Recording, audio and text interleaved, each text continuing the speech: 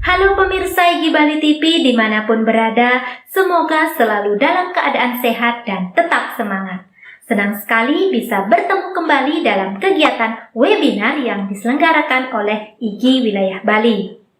Puji syukur saya haturkan kehadapan Tuhan Yang Maha Esa karena berkat rahmat-Nya kegiatan webinar dapat terselenggara pada hari ini. Izinkan saya mengucapkan salam. Om Swastiastu.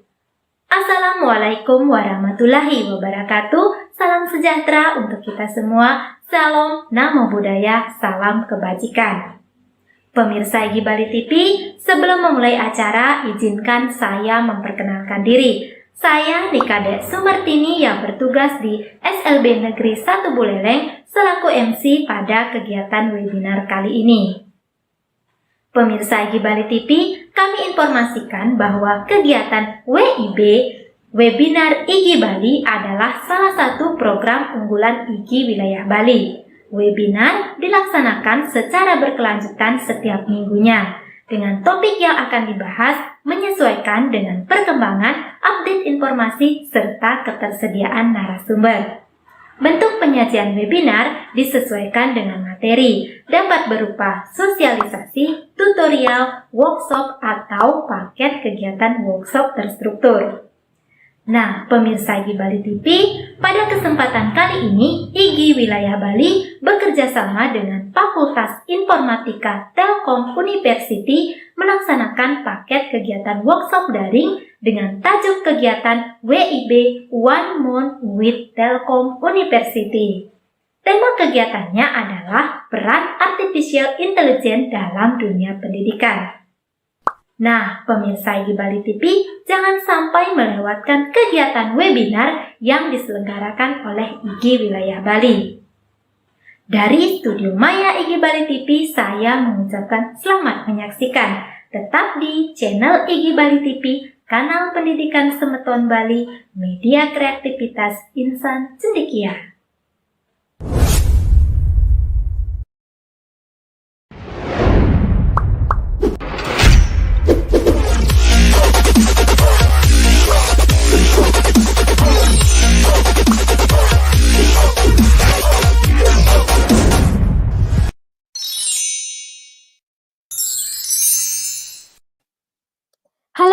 Pemirsa Igi Bali TV dimanapun berada, semoga selalu dalam keadaan sehat dan tetap semangat. Senang sekali bisa bertemu kembali dalam kegiatan WIB Om2 One Month with Telkom University. Om Swastiastu. Assalamualaikum warahmatullahi wabarakatuh. Salam sejahtera untuk kita semua. Salam Namo Buddhaya, salam kebajikan. Pemirsa Igi Bali TV, pada kesempatan kali ini, saya Nikadek Sumartini yang bertugas di SLB Negeri 1 Buleleng selaku moderator yang akan memandu kegiatan webinar kali ini. Baik pemirsa Igi Bali TV, kecerdasan buatan atau Artificial Intelligence atau AI merupakan salah satu bagian dari kemajuan di era 4.0. Nah, teknologi ini kini tengah dikembangkan di berbagai bidang. Dalam dunia pendidikan, pemanfaatan AI diharapkan dapat mempermudah kegiatan belajar mengajar karena guru dapat mengunduh bahan ajar dari berbagai sumber di seluruh dunia dan digunakan dalam kegiatan belajar mengajar. Nah, pemirsa Igi Bali TV, kali ini kita mengikuti kegiatan WIB Om2 One Month with Telkom University pada sesi ke-9. Nah, pemirsa Igi Bali TV, jangan kemana-mana, tetap di channel Igi Bali TV, kanal Pendidikan Semeton Bali, media kreativitas Insan Cendekia.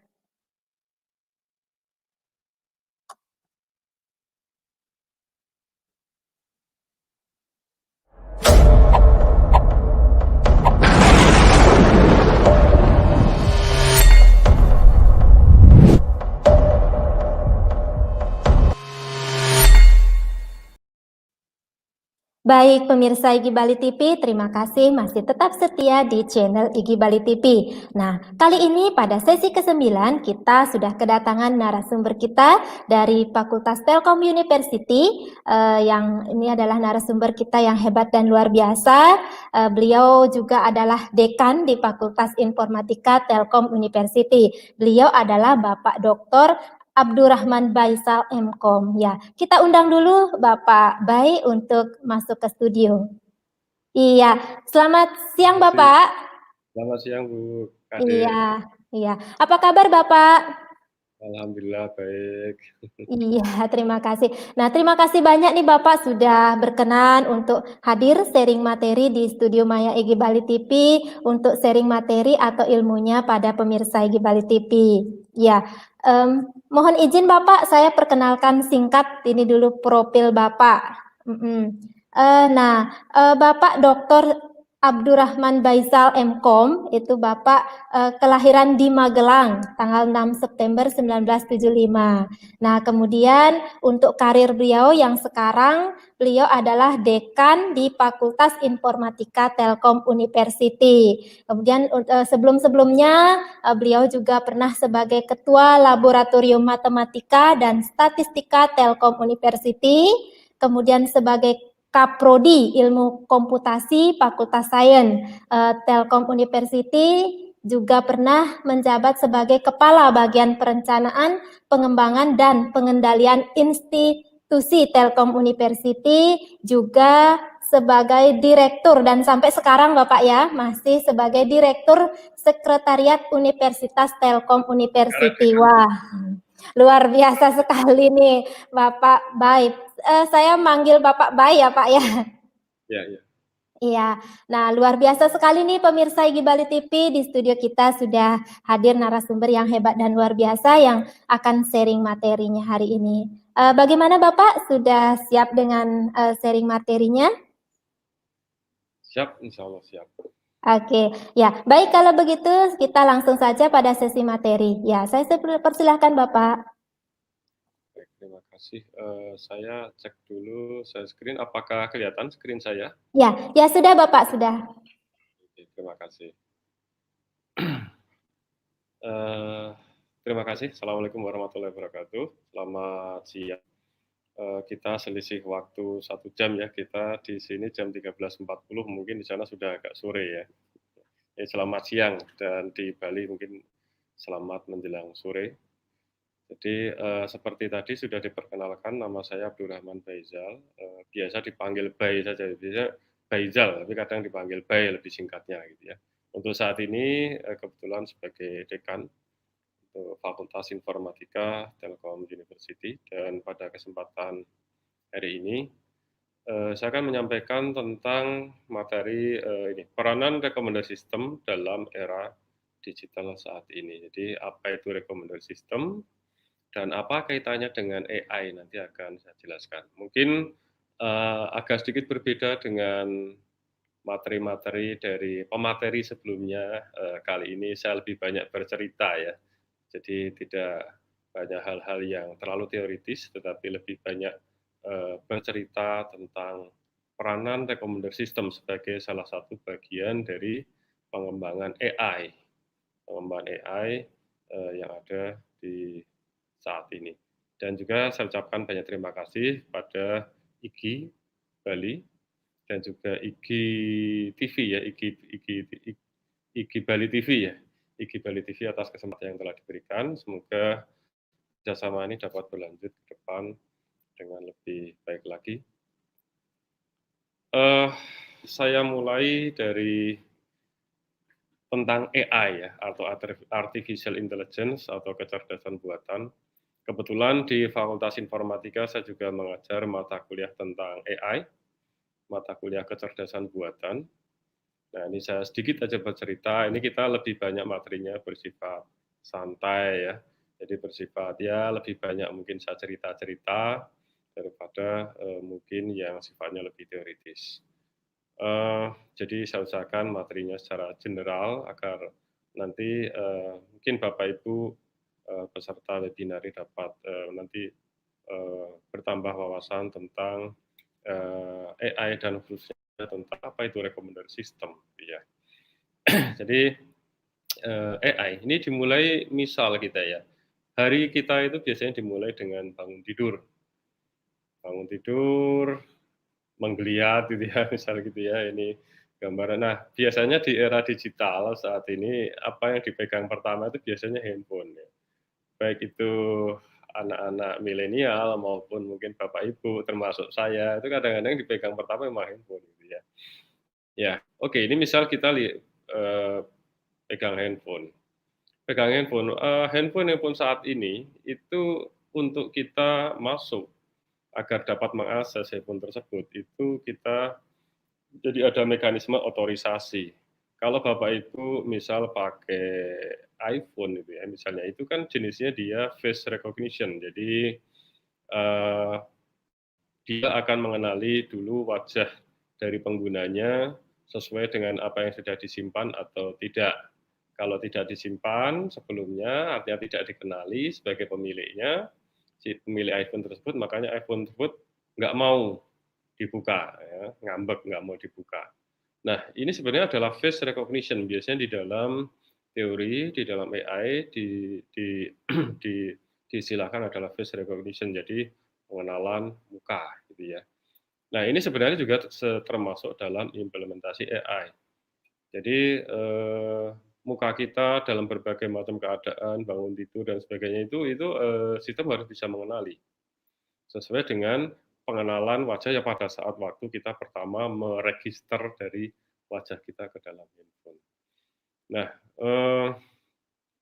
ini contoh ya, salah satu contoh. Kemudian contoh lain, ada juga handphone yang otorisasinya adalah harus menyentuh satu ini ya, buletan yang biasanya mengenali fingerprint atau sidik jari. Nah, ini juga termasuk dari implementasi AI dalam sehari-hari. Kalau sidik jarinya itu dikenali sebagai pemilik dari handphone tersebut, maka handphone tersebut baru mau dibuka. Kalau tidak, ya dia tidak mau. Nah, ini juga implementasi AI. Ini dimulai dari kita bangun tidur. Mulai dari kita membuka HP, itu kita sudah akrab dengan dunia AI. Ini contoh-contoh sederhana saja ya.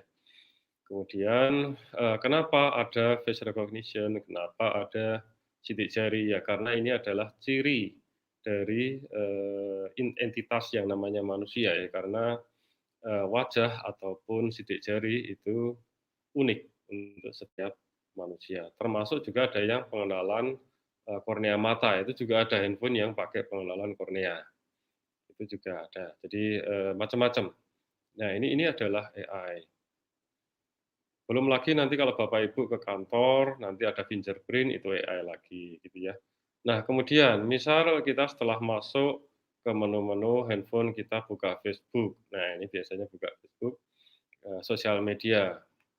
Nah, sosial media tiba-tiba misal Bapak Ibu membuka di bagian notification, di situ ada, notifikasi bahwa ada orang lain yang pernah posting, yang menurut dugaan Facebook itu wajah kita ada di situ. Mungkin Bapak Ibu pernah mengalami seperti itu. Nah, jadi kita diminta untuk tag tag tag yourself, kan seperti itu ya, tag yourself. Nah, ini juga termasuk bagian dari face detection on Facebook. Jadi dia memperkirakan, dia mengestimasi, "Oh, ini kayaknya wajahmu ini ya, wajahmu." Mungkin aja betul, mungkin aja salah. Tapi kalau saya pengalaman itu lebih sering betul. Walaupun kadang itu beda posisi dan sebagainya gitu ya, tidak persis sama dengan apa yang ada di dalam database, Facebook kita gitu ya. Tetapi, "Oh iya ini ternyata wajah saya juga," gitu ya. Iya, oke. Itu juga dia ada pengenalan wajah, walaupun tidak persis benar, maksudnya foto yang sama, tetapi dia bisa mendeteksi bahwa dia memperkirakan, si Facebook tersebut bahwa itu wajah kita atau bukan. Nah, kalau kita yes, kita tag yourself, itu secara nggak sadar sebenarnya Facebook itu belajar tentang kita. Berarti, prediksinya itu adalah benar. Jadi salah satu ciri dari aplikasi AI itu adalah dia belajar, tambah pinter seperti itu ya. Jadi dia nanti akan lebih, apa tuh, ya nanti lebih presisi lagi gitu prediksinya. Seperti Bapak Ibu juga kalau misal, nanti misal ya, masih di handphone katakanlah, Bapak Ibu membuka kayak seperti di aplikasi Google itu, apa itu, Google Translate. Saya ingat betul Google Translate itu awal mulainya itu penerjemahannya masih sangat jelek, jelek sekali. Nah, Bapak Ibu mungkin bisa rasakan semakin ke sini udah semakin bagus. Karena apa? Karena dia bisa belajar. Kita kan diberikan kesempatan untuk memberikan feedback ke ke ke aplikasi, Google Translate itu ya. Kita memberikan feedback kalau misal ada, penulis dari dia salah, kita bisa memberikan feedback kan dan kita membetulkan. Nah, itu sebenarnya adalah untuk belajar dari si Google Translate itu. Dia akan menerjemahkan, makanya semakin ke sini semakin bagus lagi. Nah, tentu itu ada mekanisme learning, pembelajaran. Jadi tidak hanya manusia saja yang belajar, nah, sistem AI itu juga bisa belajar untuk tambah bisa lebih bagus lagi, seperti itu. Nah, ini contoh lagi, misal kita, pergi pakai mobil ke suatu tempat. Nah, kita pengen, agar perjalanan kita lebih singkat ke tempat tersebut, jadi kita manfaatkan Google Map. Dia dapat mendeteksi mana nanti yang, macet, mana yang tingkat kemacetannya, kan tingkat macet ada yang merah, ada yang kuning seperti itu ya, ada yang gitu ya. Nah, kemudian, Google Map itu akan mencarikan rute yang paling cepat. Nah, itu juga sebenarnya, algoritma AI yang bekerja di situ.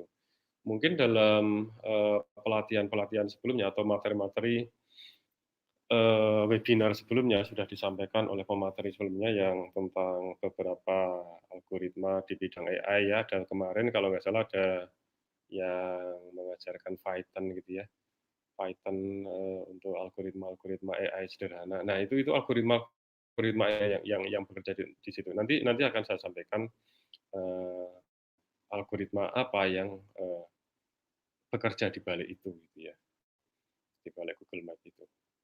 Oke. Nah, itu misal. Nah, terus misal kita lagi jalan-jalan nih pakai Google Map, terus kita membuka sebuah aplikasi namanya Zamato. Bapak Ibu bisa mencoba ini, aplikasi Zamato itu adalah sebuah aplikasi, dia nanti merekomendasikan kuliner gitu ya, tempat-tempat kuliner. Nah, nanti Bapak Ibu coba bisa install itu di laptop juga ada, kemudian di HP juga ada, tapi saya kira yang lebih lebih lebih menarik nanti ada di HP ya. Kenapa? Karena di situ ada fasilitas GPS. Nah, kenapa seperti itu nanti akan saya jelaskan ke belakang nanti. Nah, Zamato misalnya. Nah, itu ada pilihan filter di sini. Dia langsung deteksi dari yang saya nyalakan, saya berada di wilayah Bandung Kidul. Bandung Kidul, Kidul itu selatan. Ya. Ini bahasa Sunda, bahasa Jawa juga sama. Ini Kidul. Mungkin bahasa Bali, Kidul juga selatan ya artinya. Ya, ya oke. Ini dia deteksi saya berada di wilayah Bandung Kidul. Oleh karena itu, dia akan mengumpulkan tempat-tempat kuliner yang di daerah Bandung Kidul. Dan itu kalau kita pilih filter yang near to me, jadi yang dengan saya, bisa kita tambahkan filter yang lain, misal yang ratingnya tinggi, yang di atas 4,5, ya, artinya ratingnya tinggi, nanti akan direkomendasikan. Nah, ini adalah aplikasi AI, tapi lebih khusus lagi, ini disebut sebagai recommender system. Jadi ini saya akan bercerita tentang recommender system atau sistem pemberi rekomendasi atau sistem rekomendasi lah gitu ya. Kadang bahasa Indonesianya itu orang lebih sering menyebut sistem rekomendasi walaupun sebenarnya penerjemahan yang salah karena aslinya bahasa Inggrisnya adalah recommender system. Jadi rekomendasi kan kalau kalau kita di Telju itu kita lebih mengistilahkan itu sebagai apa istilahnya sistem pemberi rekomendasi. Iya, jadi ini salah satu contoh apa Rexis. Jadi recommender system ini Zamato. Ini rekomendasi yang sederhana di bidang kuliner. Ini juga nanti recommender system juga dia bisa merekomendasikan pom bensin terdekat, kemudian kuliner terdekat. Itu juga bisa sebenarnya si Google Map ini. Ya. Dan nanti saya kira ini akan berkembang menjadi recommender system yang lebih kompleks lagi. Ya, ini Google Map ya. Nah, oke lanjut. YouTube. Saya kira Bapak Ibu tidak ada yang tidak pernah membuka YouTube. Ini sebuah sosial media yang semakin tren sekarang ya. Dulu di awal itu mungkin biasa-biasa saja, tapi semakin ke sini karena sudah ada AdSense segala macam, jadi setiap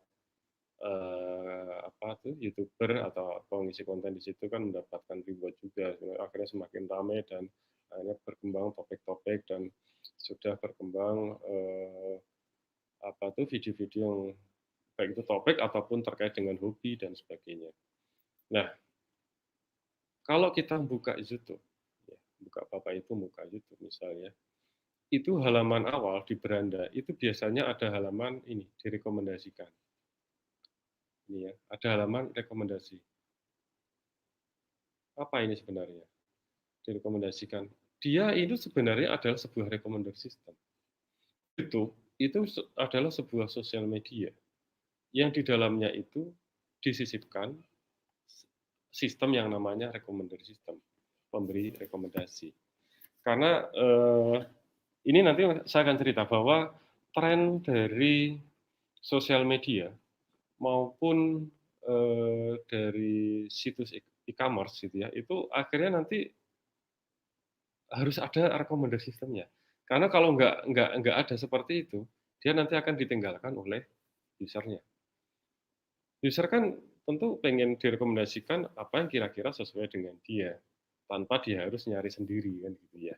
Jadi sistem kalau bisa, langsung dan menurut pengalaman saya yang ada di beranda itu karena saya sudah sering mengakses YouTube, itu langsung banyak yang menurut saya itu memang saya tertarik untuk membuka video itu. Nah ini kok bisa? Kok bisa seperti itu? Gimana sih cara kerjanya? Gimana sih cara kerja? Kenapa dia bisa seperti tahu saya gitu ya? Tahu saya. Kok dia dapat merekomendasikan video-video yang yang kok sesuai gitu ya dengan saya gitu ya. Nah, nanti akan saya jelaskan ya. Di sini memang ini ada ini tentang gowes karena memang saya hobi gowes gitu ya.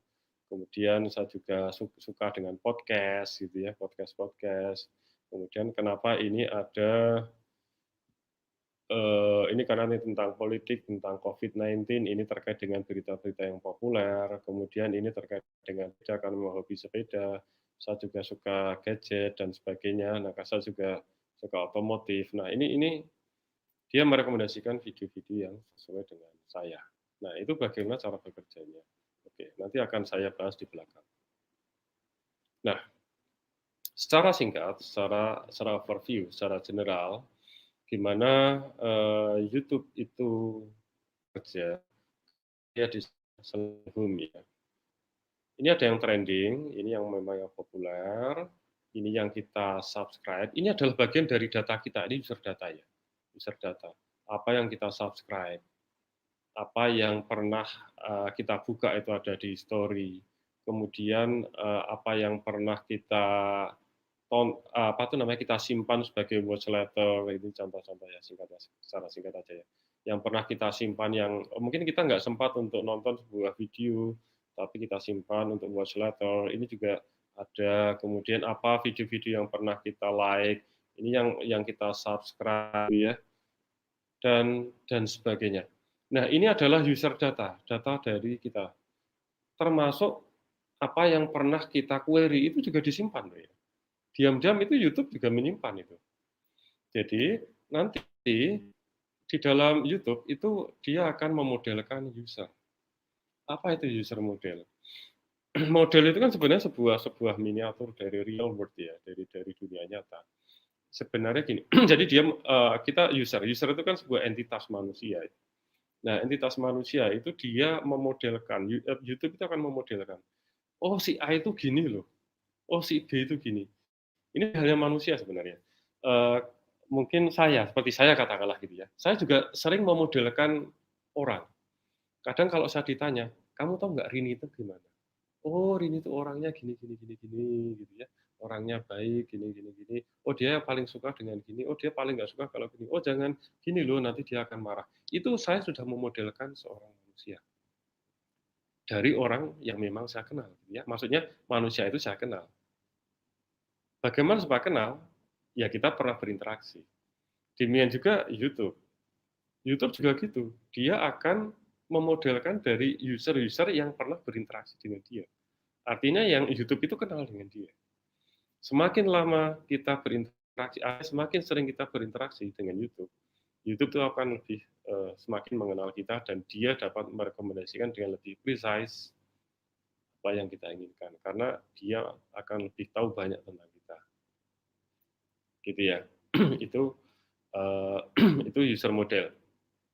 Nah, user model ini nanti dimanfaatkan untuk merekomendasikan video-video ke kita. Positif atau negatif ya kalau sejauh ini ya kalau kita memang itu menguntungkan buat kita ya, artinya rekomendasi itu kan memang kita butuhkan ya daripada kita nyari sendiri kan gitu ya, belum tentu sesuai ya gitu kan. Dia sudah merekomendasikan sendiri. Saya kadang-kadang sekarang sudah nggak sampai nyari-nyari akhirnya karena pada saat santai sampai di rumah saya pengen nonton YouTube dari beranda itu aja saya sudah direkomendasikan yang memang macam-macam dan itu sebagian besar sesuai dengan saya gitu. Nah, itu ya. Itu contoh YouTube. Nah, sebagai bagian dari belajar, jadi YouTube itu kan belajar tentang user yang pernah berinteraksi. Hasil pembelajarannya disimpan di mana? Di user model. Ya, model dari user.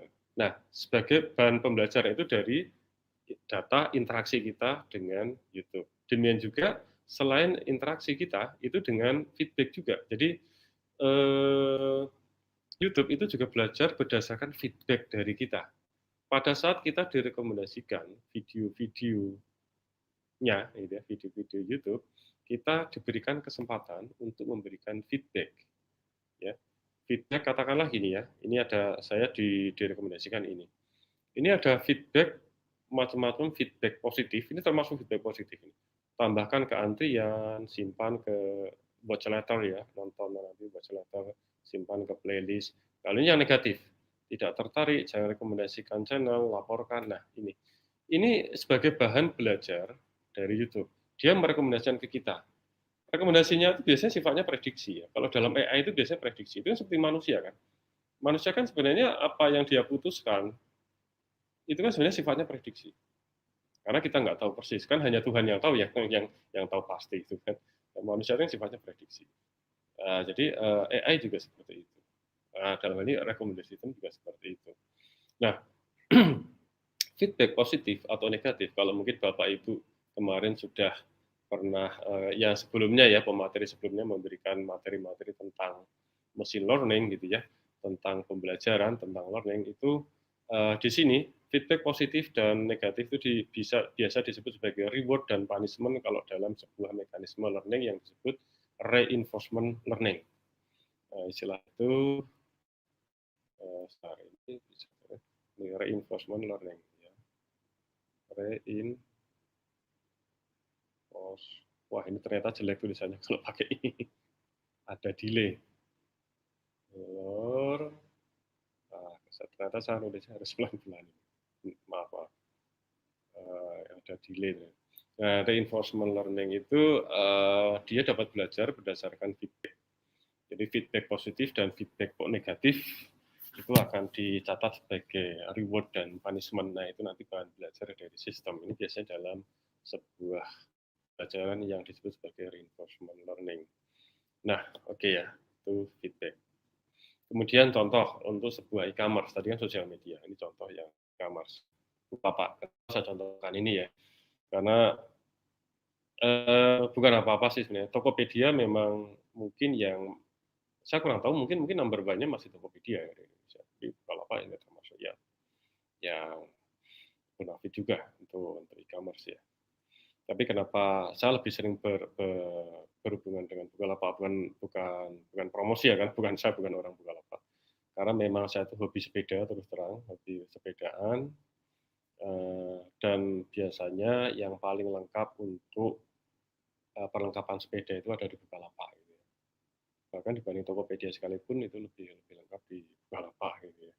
Nah, ini saya contohkan di Bukalapak. Ini coba saya akses via handphone, bisa screenshot gitu ya. Ini yang ada di saya ya. YouTube tadi juga yang ada di saya. Jadi ini di berandanya, di home-nya itu dia ada rekomendasi untuk kamu.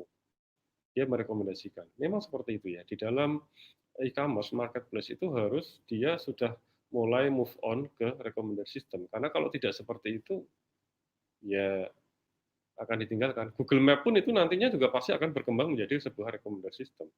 Selain dia nanti mencarikan rute terpendek, itu sebenarnya rekomendasi system juga merekomendasikan. Nanti juga dia akan merekomendasikan mungkin apa tuh tempat wisata terdekat, mungkin tempat makan, SPBU terdekat, ATM terdekat dan segala macam. Nah seperti itu. Pasti akan nanti menjadi seperti itu. Nah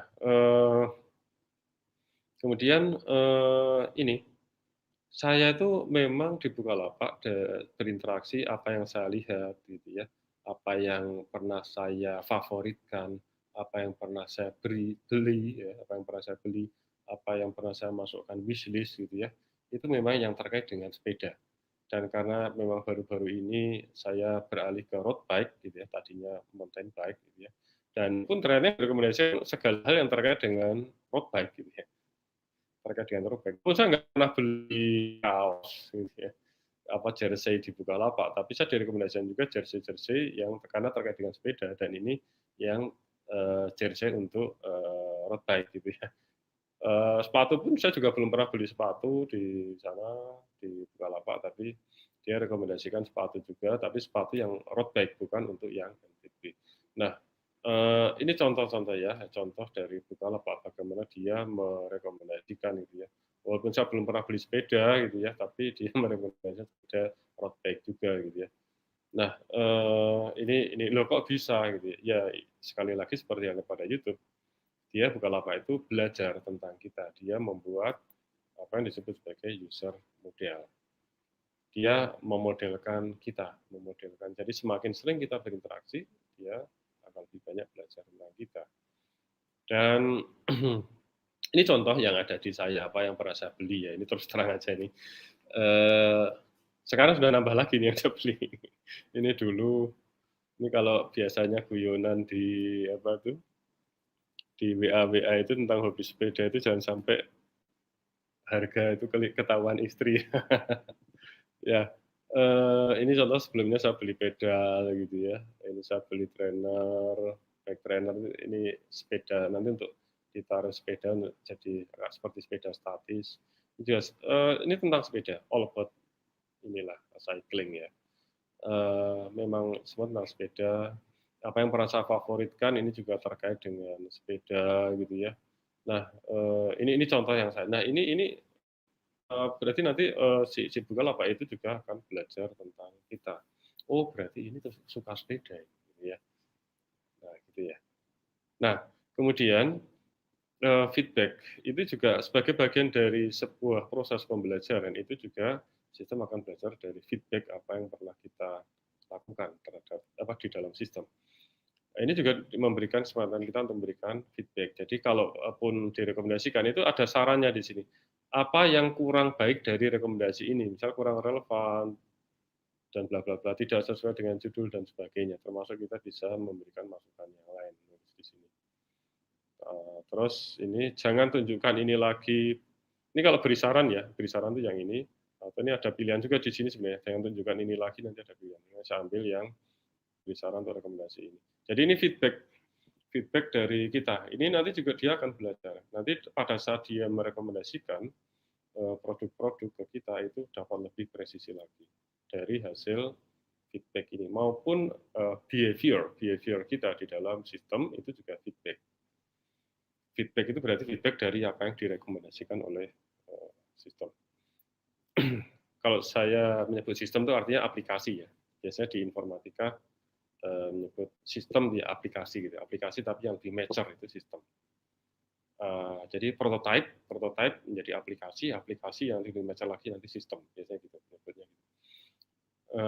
Kemudian contoh lagi Facebook. Saya kira Bapak Ibu juga tidak ada yang tidak pernah buka Facebook, kecuali yang tidak pernah. Ya, artinya mayoritas saya kira ini ya Facebook sebagai kita mengikuti perkembangan zaman sekarang memang sudah perkembangan dunia digital ya. Saya kira suatu hal yang lumrah walaupun mungkin orang bilang bukan masanya kita, tetapi saya kira bukan berarti kita juga harus nggak menyentuh hal-hal seperti ini gitu. Saya kira ini juga masih bermanfaat dan bahkan untuk silaturahmi segala macam gitu ya. Ini juga Facebook ini juga sangat bermanfaat untuk sharing ilmu segala macam, itu juga Facebook sharing informasi gitu ya.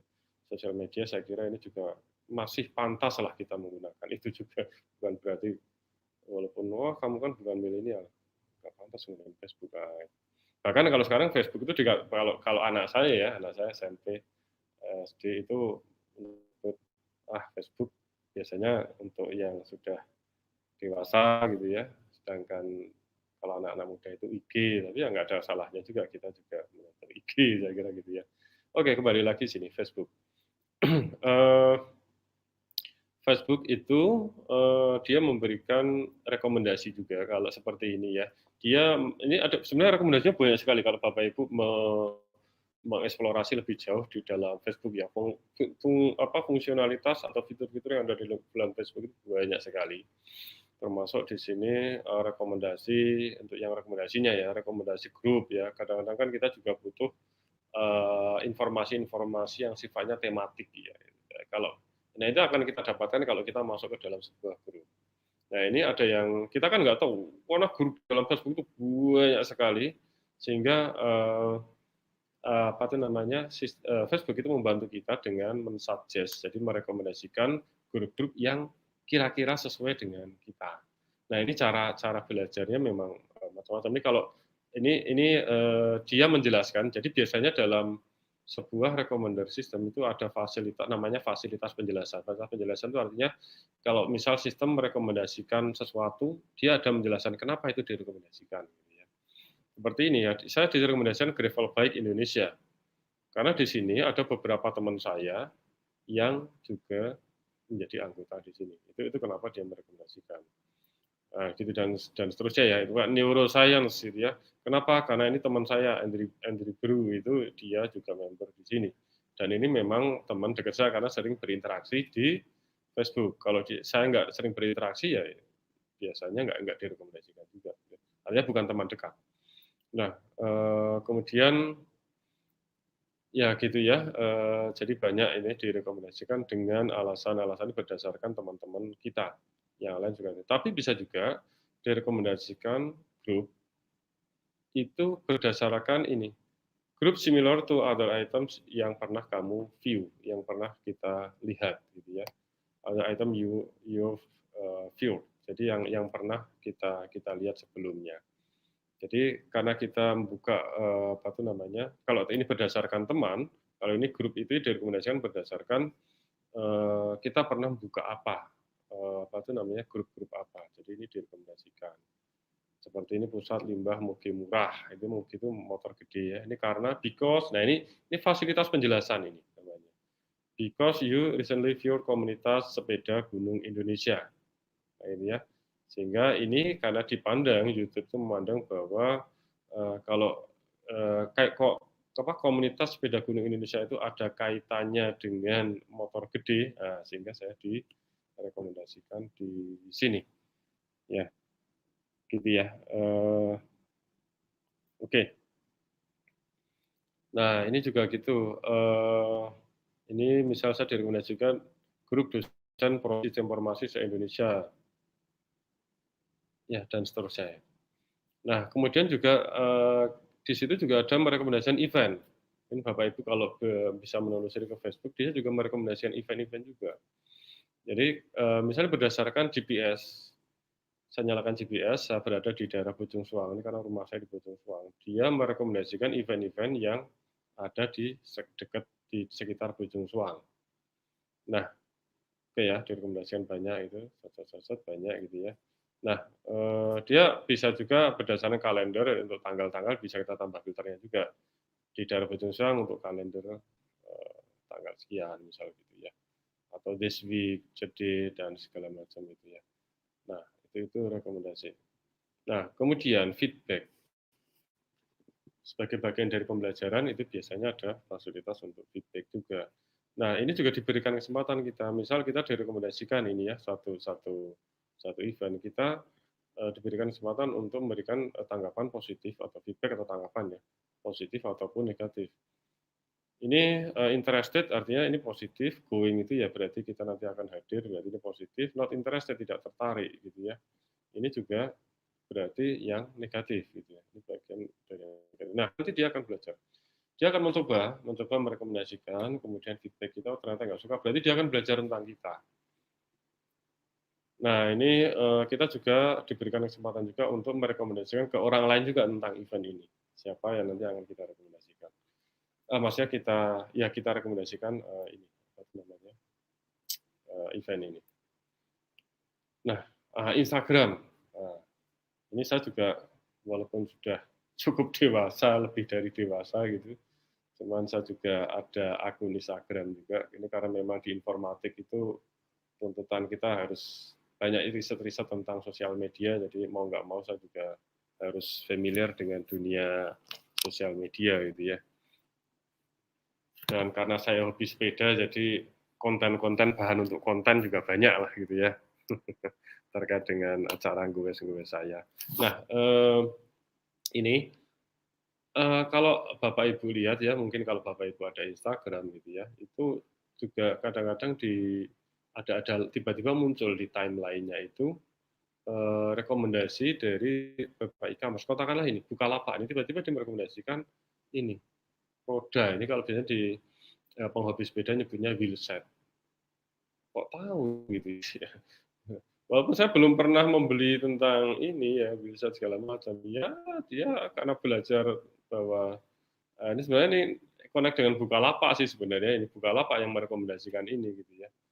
Nah, ini ada gitu di dalam Instagram juga. Nah, misal gini, ini Lazada ini juga di Instagram Lazada merekomendasikan gini karena di Lazada saya juga pernah ini kayaknya tentang sepeda juga gitu ya. Di Lazada merekomendasikan ini lewat Instagram gitu ya.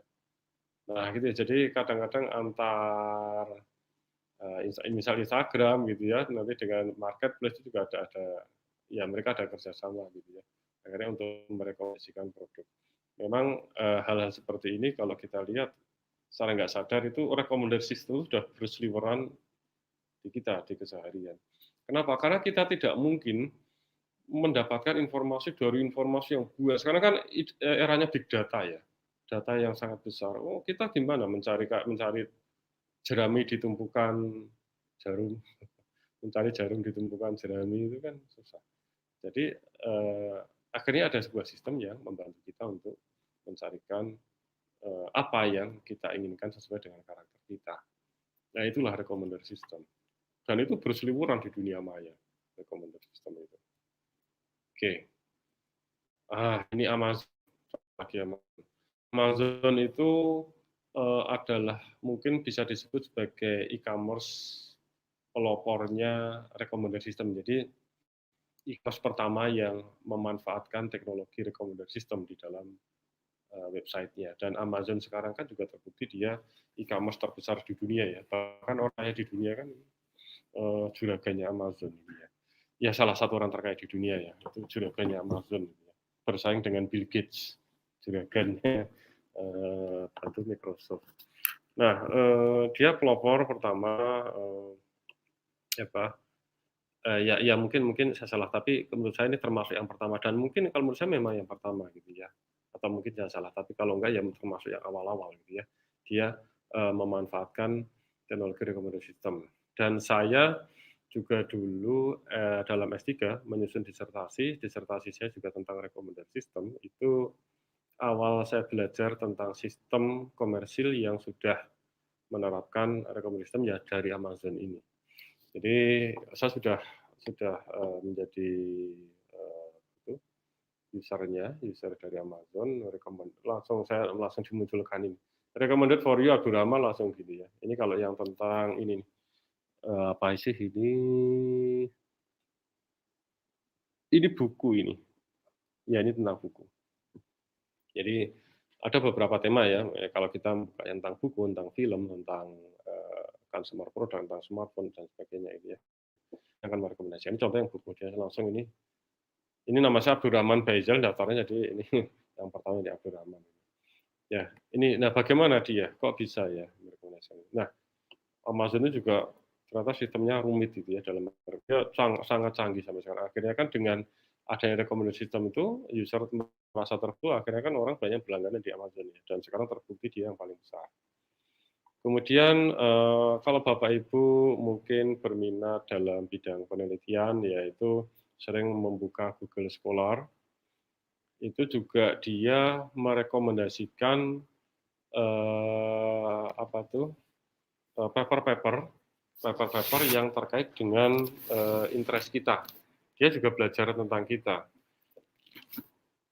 Gitu ya, apa yang pernah kita tulis gitu kan, itu kan semua tertangkap oleh Google Scholar. Apa yang pernah kita tulis, apa yang pernah kita baca gitu ya, apa yang pernah kita klik dari sini gitu ya, apa yang pernah kita download itu dipelajari ini, termasuk juga dari data kita ya, data yang pernah kita isikan, interestnya di mana. Kalau bisa dilihat ini adalah terkait dengan recommender system semua, karena memang saya banyak berminat di recommender system. Ini juga di paper tentang recommender system. Nah ini ya, research juga gitu. Ini adalah ini contoh lagi yang lain ya. Ini contoh sebuah sosial media tapi tentang riset. Jadi sosial media itu tidak, kalau Instagram itu tentang foto-foto ya, foto-foto entah aktivitas atau mungkin jepretan kita yang bagus dan sebagainya. Kalau Facebook itu kan macam-macam ya, bisa foto, bisa cerita, bisa ungkapan-ungkapan kegalauan gitu ya. Nah kalau ResearchGate itu tentang paper-paper yang jadi kita update statusnya itu adalah paper kita. Paper-paper yang pernah kita buat itu di-upload gitu ya. Nah, nanti akan ada yang request full text dan segala macam, atau mengomentari atau mendownload. Nah, ini kalau YouTube itu kan video. Nah, kalau ini paper.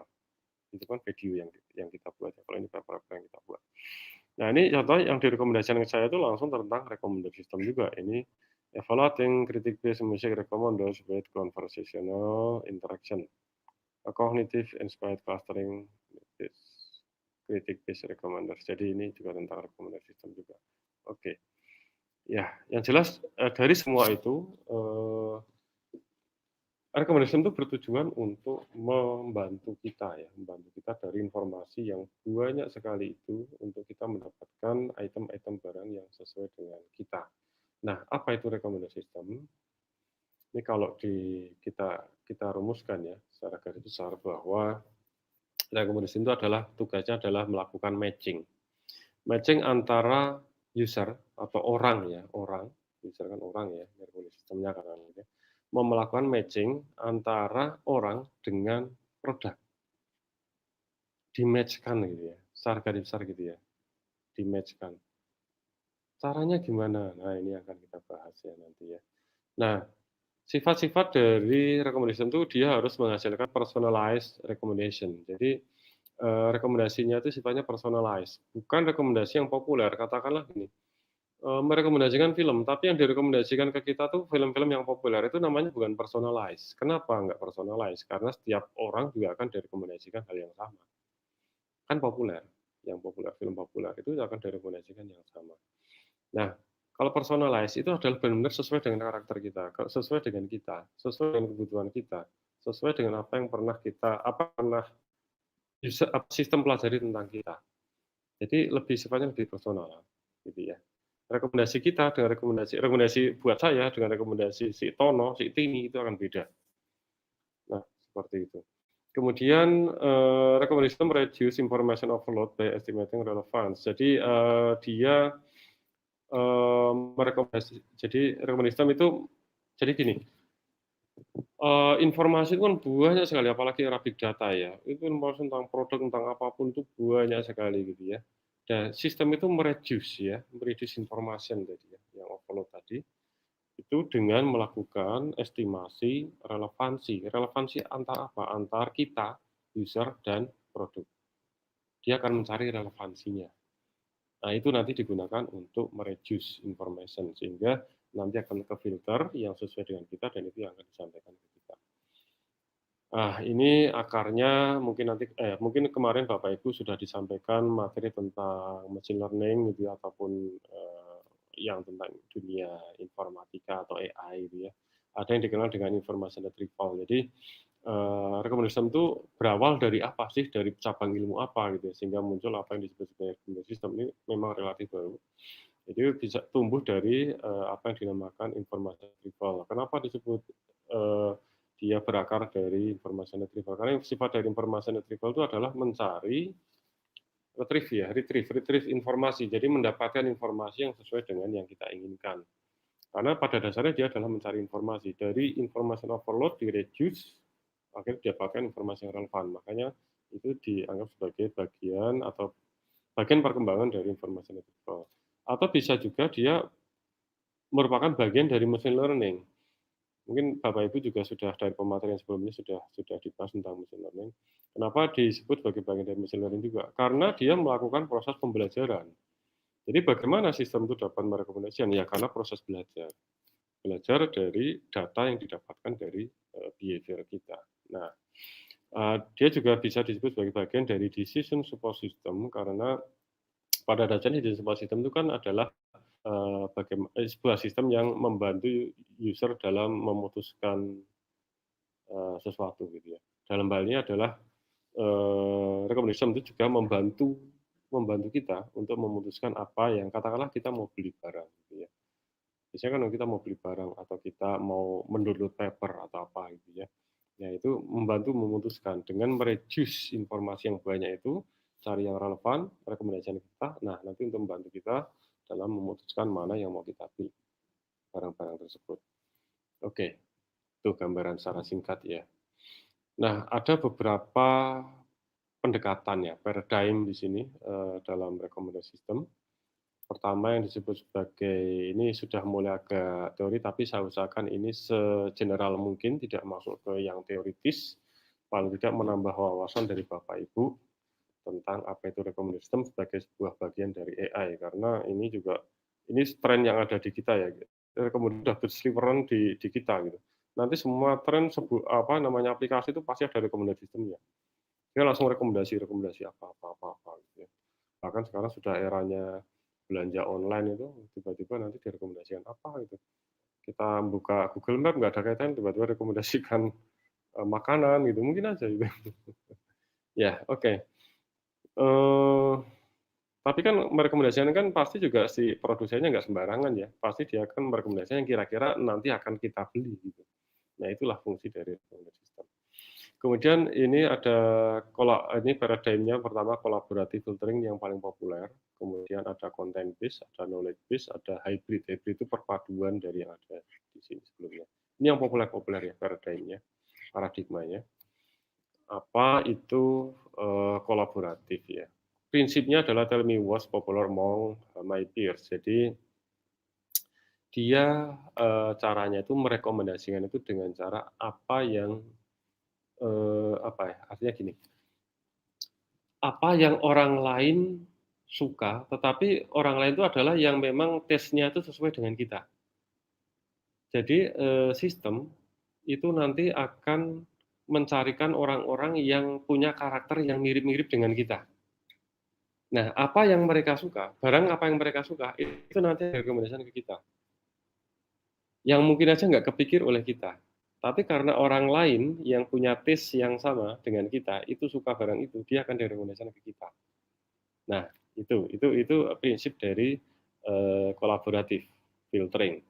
Jadi cara kerjanya adalah dari user data dari user ya yang dikumpulkan dari hasil interaksi segala macam itu, dan community data. Jadi data dari orang lain itu yang akan sebagai bahan untuk pembelajaran sistem untuk melakukan rekomendasi. Jadi di sini ada community data. Nanti direkomendasikan. Ini recommendation list. Nah, seperti itu. Nah, ini ya kalau yang kolaboratif. Jadi ini berdasarkan data dari community. Dari orang komunitas, jadi dari orang lain gitu ya. Karena dia mencari yang punya orang lain yang punya taste yang sama dengan kita. Nah, ada yang disebut sebagai content based. Ini cara kerjanya prinsipnya ya, show me more of the same what I like. Jadi dia itu cara kerjanya adalah ini bukan berdasarkan pada data orang lain, tapi berdasarkan dari data kita sendiri. Data dari kita sendiri, tapi yang masa lalu, history. Apa yang pernah saya like, apa yang pernah saya beli sebelumnya, apa yang pernah saya favoritkan sebelumnya, apa yang pernah saya masukkan keranjang kalau di sebuah e-commerce ya sebelumnya gitu ya. Jadi apa yang saya sukai sebelumnya, prinsipnya gitu. Nanti akan dicarikan barang baru yang punya kesesuaian dengan barang apa yang pernah kita sukai. Jadi pencarian karakter kita itu adalah dari histori kita. Kalau yang kolaboratif itu adalah dari histori orang lain, tapi yang punya taste yang sama dengan kita. Kalau ini adalah dari histori kita sendiri. Ini yang content based. Nah, jadi dia data yang digunakan adalah user data, dari data user itu sendiri, termasuk product features. Produk feature itu maksudnya fitur-fitur produk. Misal kalau di sini apa ini kamera? Nah, ini handphone ya katakanlah brandnya apa, tipenya apa, resolusi kameranya berapa, RAM-nya berapa, itu yang kita sukai sebelumnya. Maksudnya yang pernah kita beli katakanlah handphone yang pernah kita beli. Nah, nanti akan dicari similarity biasanya. Similarity adalah barang yang pernah kita beli sebelumnya dengan barang yang ada sekarang. Ya, dicari similarity lain yang punya tingkat similaritas yang tinggi. Nah, itu content base. Kemudian ada lagi yang knowledge base. Kalau knowledge base itu dia ada pengetahuan. Jadi tell me what fits based on my needs. Jadi berdasarkan kebutuhan saya. Biasanya itu user mengungkapkan secara langsung apa yang dia butuhkan ke dalam sistem. Di kolaboratif dan juga content base itu user hampir nggak melakukan, artinya user cuma berinteraksi aja, tahu-tahu direkomendasikan. Jadi dia tidak pernah perlu memasukkan apa yang dia inginkan, apa kebutuhannya, apa itu nggak perlu memasukkan. Jadi sistem akan belajar dengan sendirinya. Sementara untuk di knowledge base itu user itu secara langsung dia ngomong lewat nulis masukkan atau memilih option gitu ya di dalam sistem ini apa yang dia inginkan, apa yang dia butuhkan, nah kemudian akan merekomendasikan. Jadi bisa dari user data tadi yang dimaksud masukkan, produk feature juga, dan ada knowledge di sini yang bedanya. Karena di sini knowledge base, jadi ada knowledge model. Knowledge ini dari mana? Ya, knowledge ini adalah sebuah pengetahuan yang kita tanamkan ke dalam sistem. Dia punya pengetahuan. Pengetahuannya adalah mengcopy pengetahuan dari expert. Jadi kita biasanya kemarin saya juga nyusun ini ya knowledge base recognition itu. Jadi kita mengundang expert gitu ya, expert. Katakanlah kalau kita bicara domain smartphone ya, nanti rekomendasi sistem untuk smartphone. Berarti kita mengundang ahli-ahli dalam bidang smartphone untuk kemudian kita copy pengetahuan mereka di dalam sistem.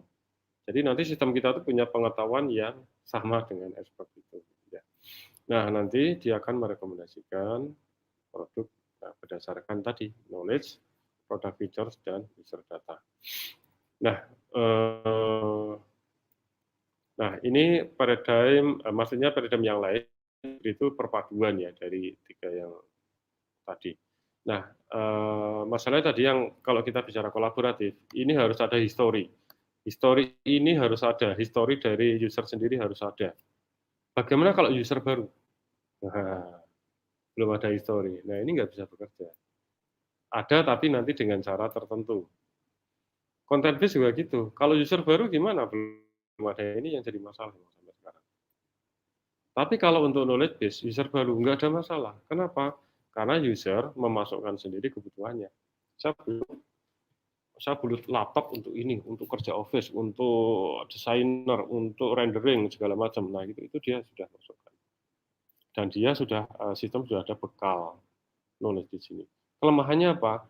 Kalau ada produk-produk baru, pengetahuan baru, ini effortnya besar untuk membangun knowledge.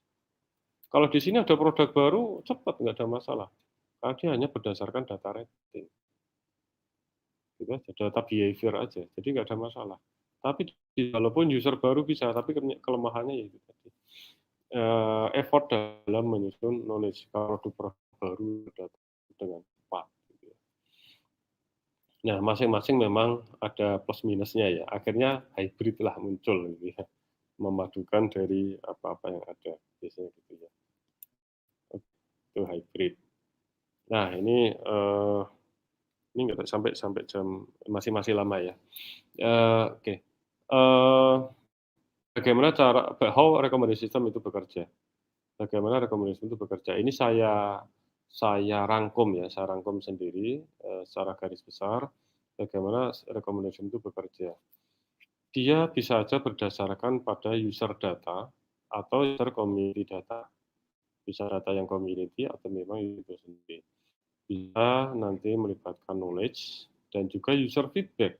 Itu juga merupakan bagian nanti untuk belajar. Sistem untuk belajar. Kalau user data itu dari behavior user, interaksi user dengan sistem, segala macam gitu ya.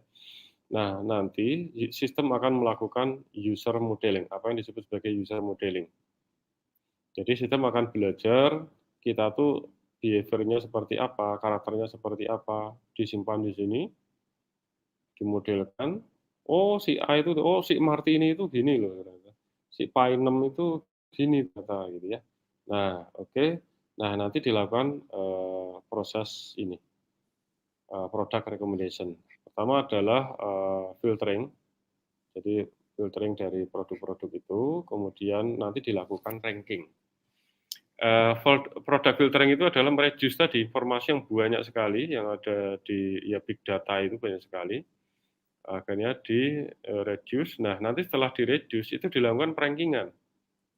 Misal di reduce, katakanlah sistem itu akan merekomendasikan 10 produk kepada user. Nah, atau katakanlah 20 produk. Tapi kan user juga perlu dibantu nih. Mana yang paling sesuai itu akan akhirnya ada yang disebut sebagai product ranking. Nanti mestinya di ranking berdasarkan tingkat relevansinya. Nah, ranking. Nah, baru kemudian ada explaining. Explaining itu menjelaskan kenapa produk A itu direkomendasikan, kenapa produk B itu direkomendasikan. Tadi contohnya di contoh-contoh terdahulu sudah saya contohkan ya, seperti di Facebook segala macam, kenapa itu direkomendasikan, kan ada explanation-nya. Nah, itu adalah untuk meyakinkan user kenapa produk itu direkomendasikan. Jadi tidak sembarangan. Jadi itu meningkatkan trust, gitu ya, trust user terhadap rekomendasi yang dilakukan oleh sistem. Ini explaining. Jadi ini secara garis besar cara kerja dari recommender system. Iya. Nah, ya. Oh iya, baik Bapak, luar biasa sekali materinya hari ini. Ternyata AI mempunyai peran yang sangat besar sekali ya Bapak dalam di era digital ini. Nah, Bapak, kita jeda sebentar Bapak ya. Oh iya, ya, oke. Ya, baik pemirsa Igi Bali TV yang ingin bertanya, silahkan drop pertanyaannya di live chat atau ada yang ingin berinteraksi langsung dengan narasumber kita, silahkan klik link yang ada di banner ataupun di yang sudah di-share oleh panitia. Baik pemirsa Igi Bali TV, jangan kemana-mana, tetap di channel Igi Bali TV, kanal pendidikan Semeton Bali, media kreativitas insan cendekia. Oke, lanjut lagi ya.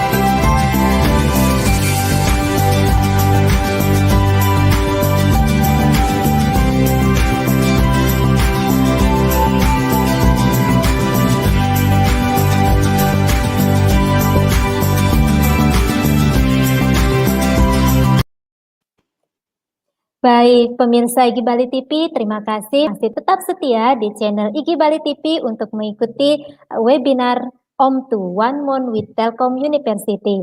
Baik, pemirsa Igi Bali TV, kita lanjutkan dulu ya. Baik Bapak. Oke.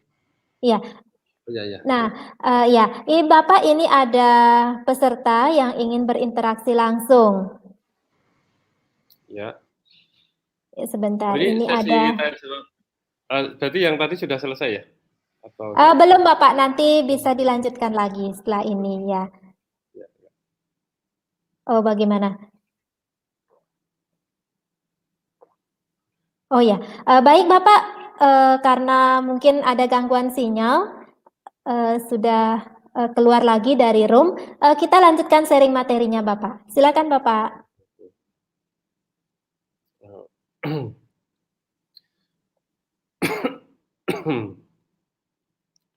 Ya, lanjut ya. Ini mungkin sudah lebih teknis tadi kan sifatnya yang general, tapi ini tetap saya sampaikan secara lebih general.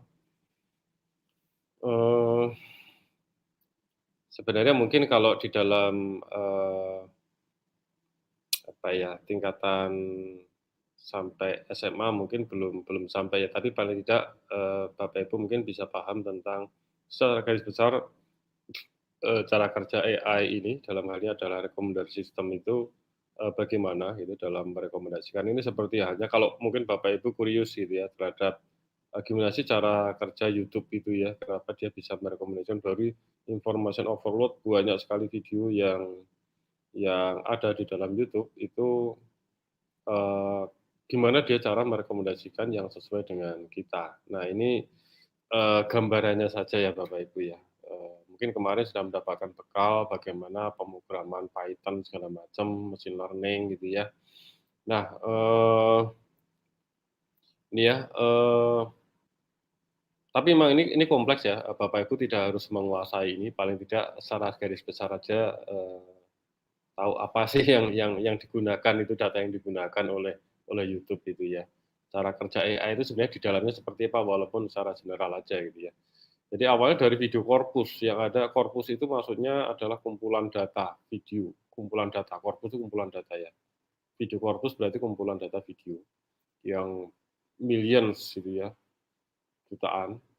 Nah, ini nanti ada tahap filtering yang disebut sebagai candidate generation. Dari millions kemudian difilter menjadi ratusan. Nah, ini apa yang digunakan, data-data yang digunakan, di antaranya itu adalah apa yang pernah user watch ya, user watch history apa yang pernah ditonton oleh user, kemudian apa yang pernah di-search gitu ya oleh user, kemudian lokasi dari user gitu ya, jenis kelamin dari user gitu ya, umur dari user, itu digunakan untuk filtering yang pertama. Ya. Nah, kemudian dari yang ratusan itu nanti ada tahap perankingan di sini. Rankingan jadi dari hundreds menjadi dozens. Jadi ya puluhan gitu ya, puluhan. Jadi dari ratusan menjadi puluhan.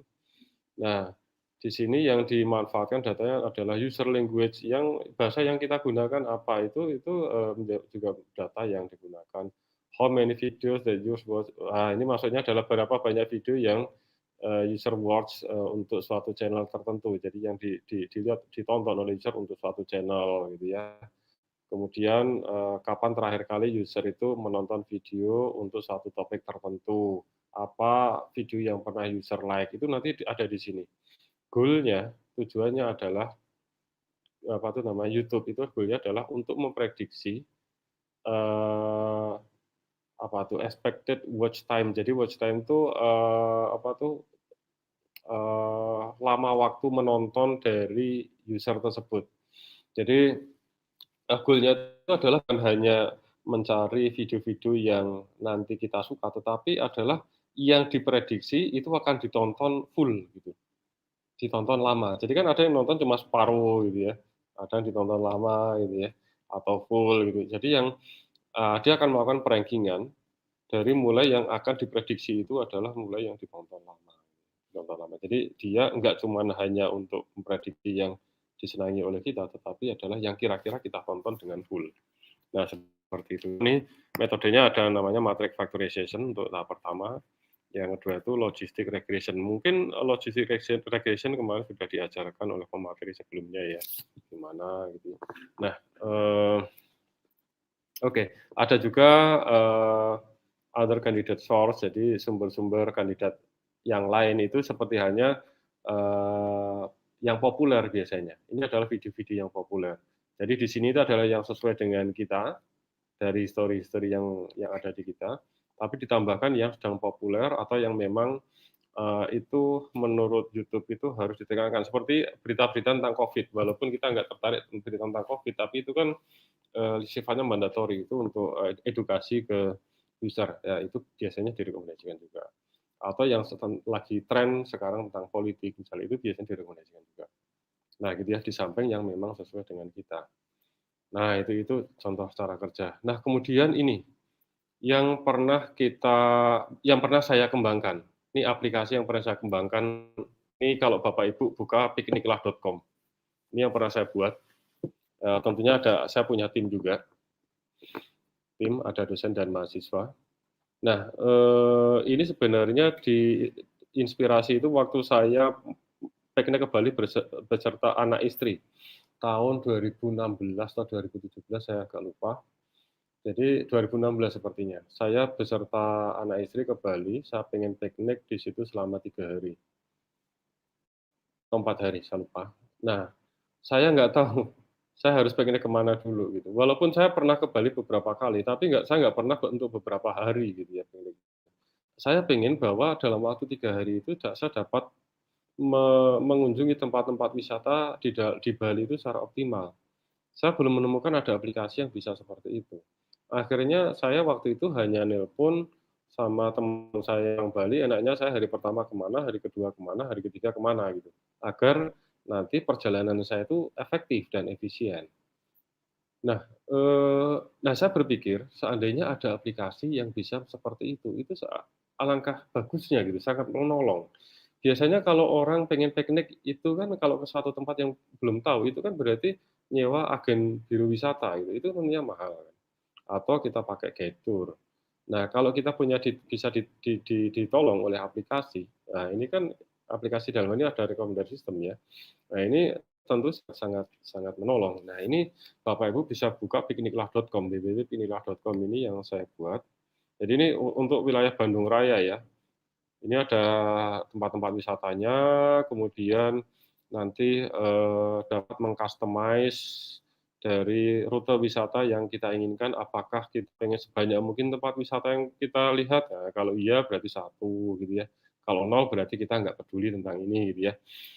Rute wisata yang meminimalkan biaya, kalau kita so-so ya 0,5, kalau kita pengen meminimalkan biaya banget ya satu gitu, kalau kita nggak peduli ya mungkin kita nol gitu ya.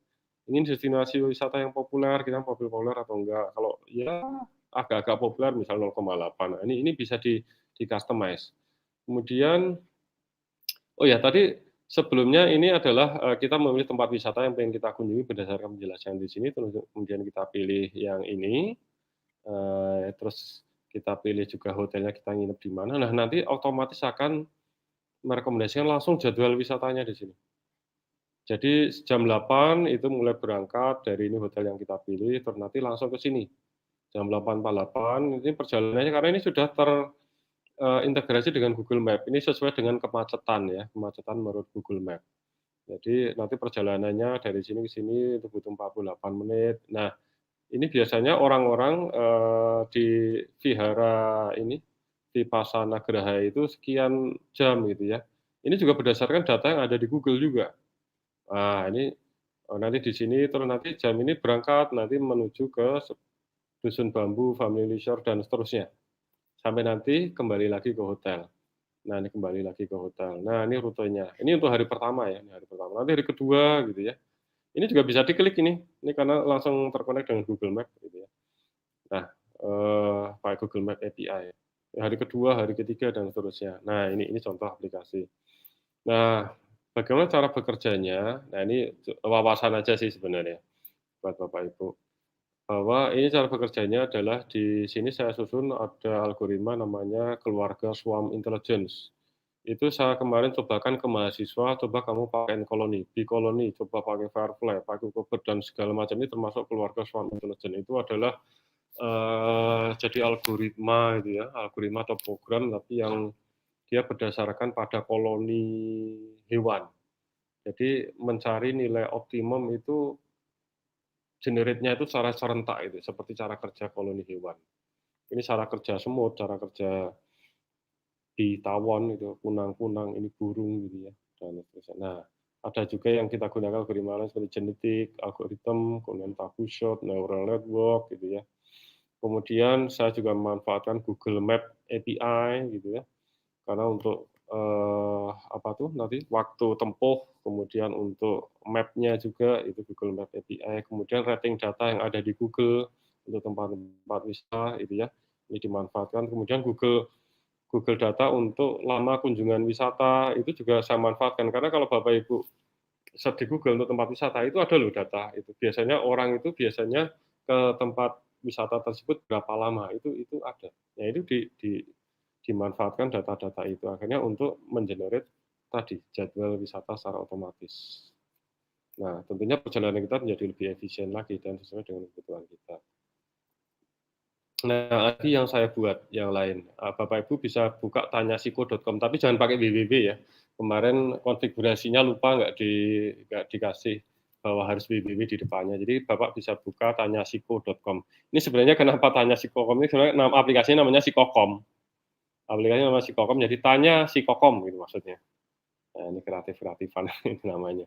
Ini contoh ini halaman awalnya.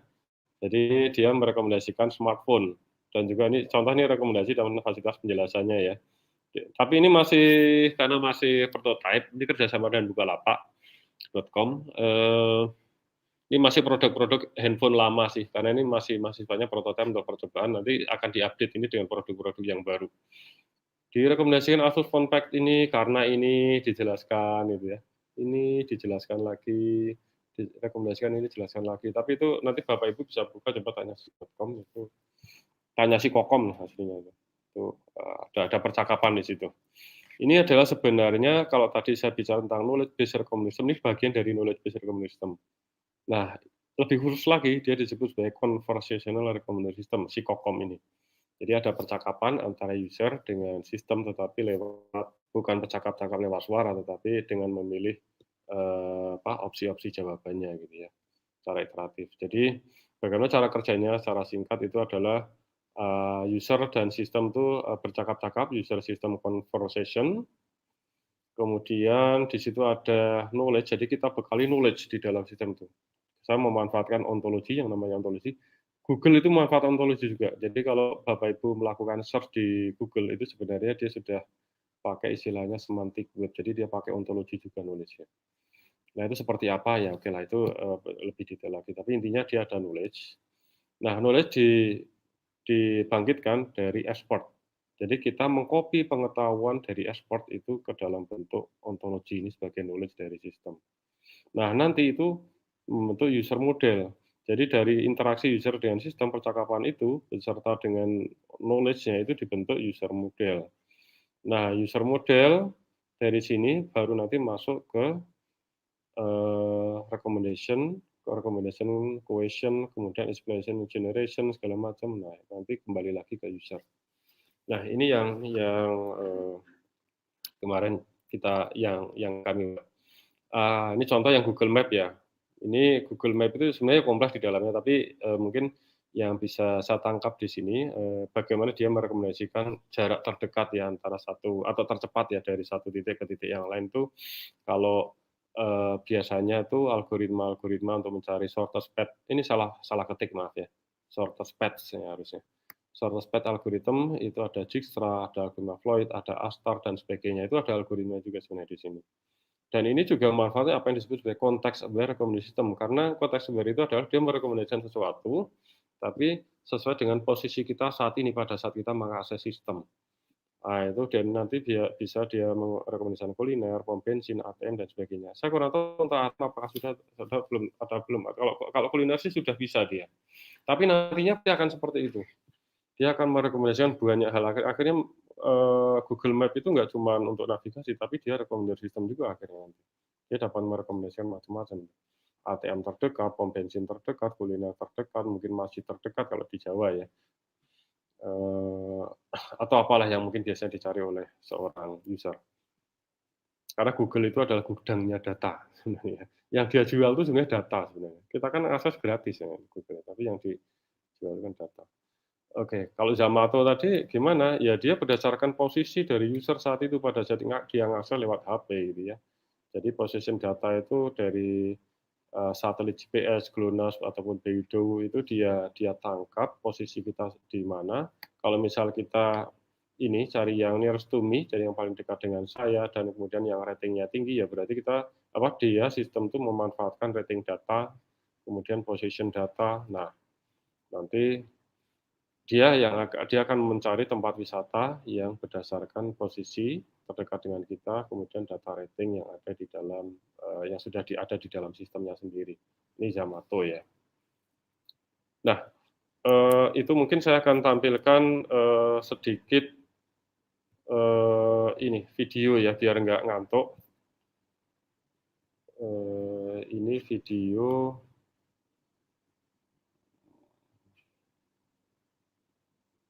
Tadi di mana ya?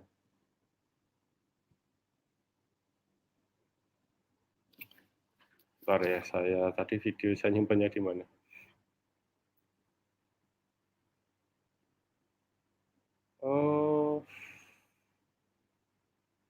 Tuh, malah. Oh iya ini.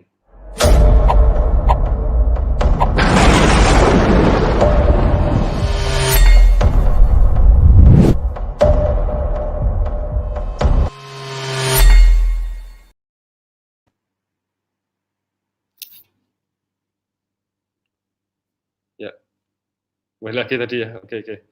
Saya munculkan video. Ini produk AI dari Fakultas Informatika.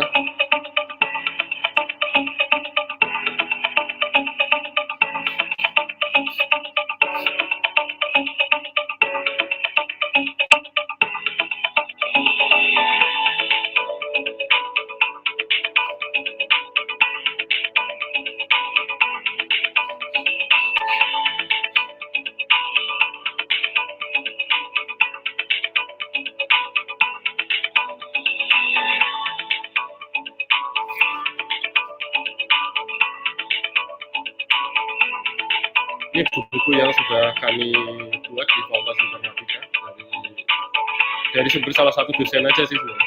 Sebenarnya lebih banyak lagi. Ini cuma yang dari Pak Sianto aja.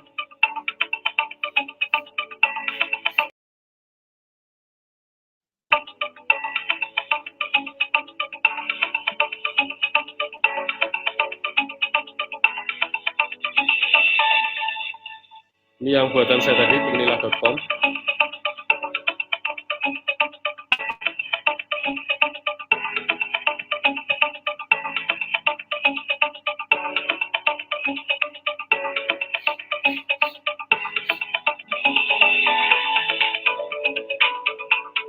Yang Psikokom.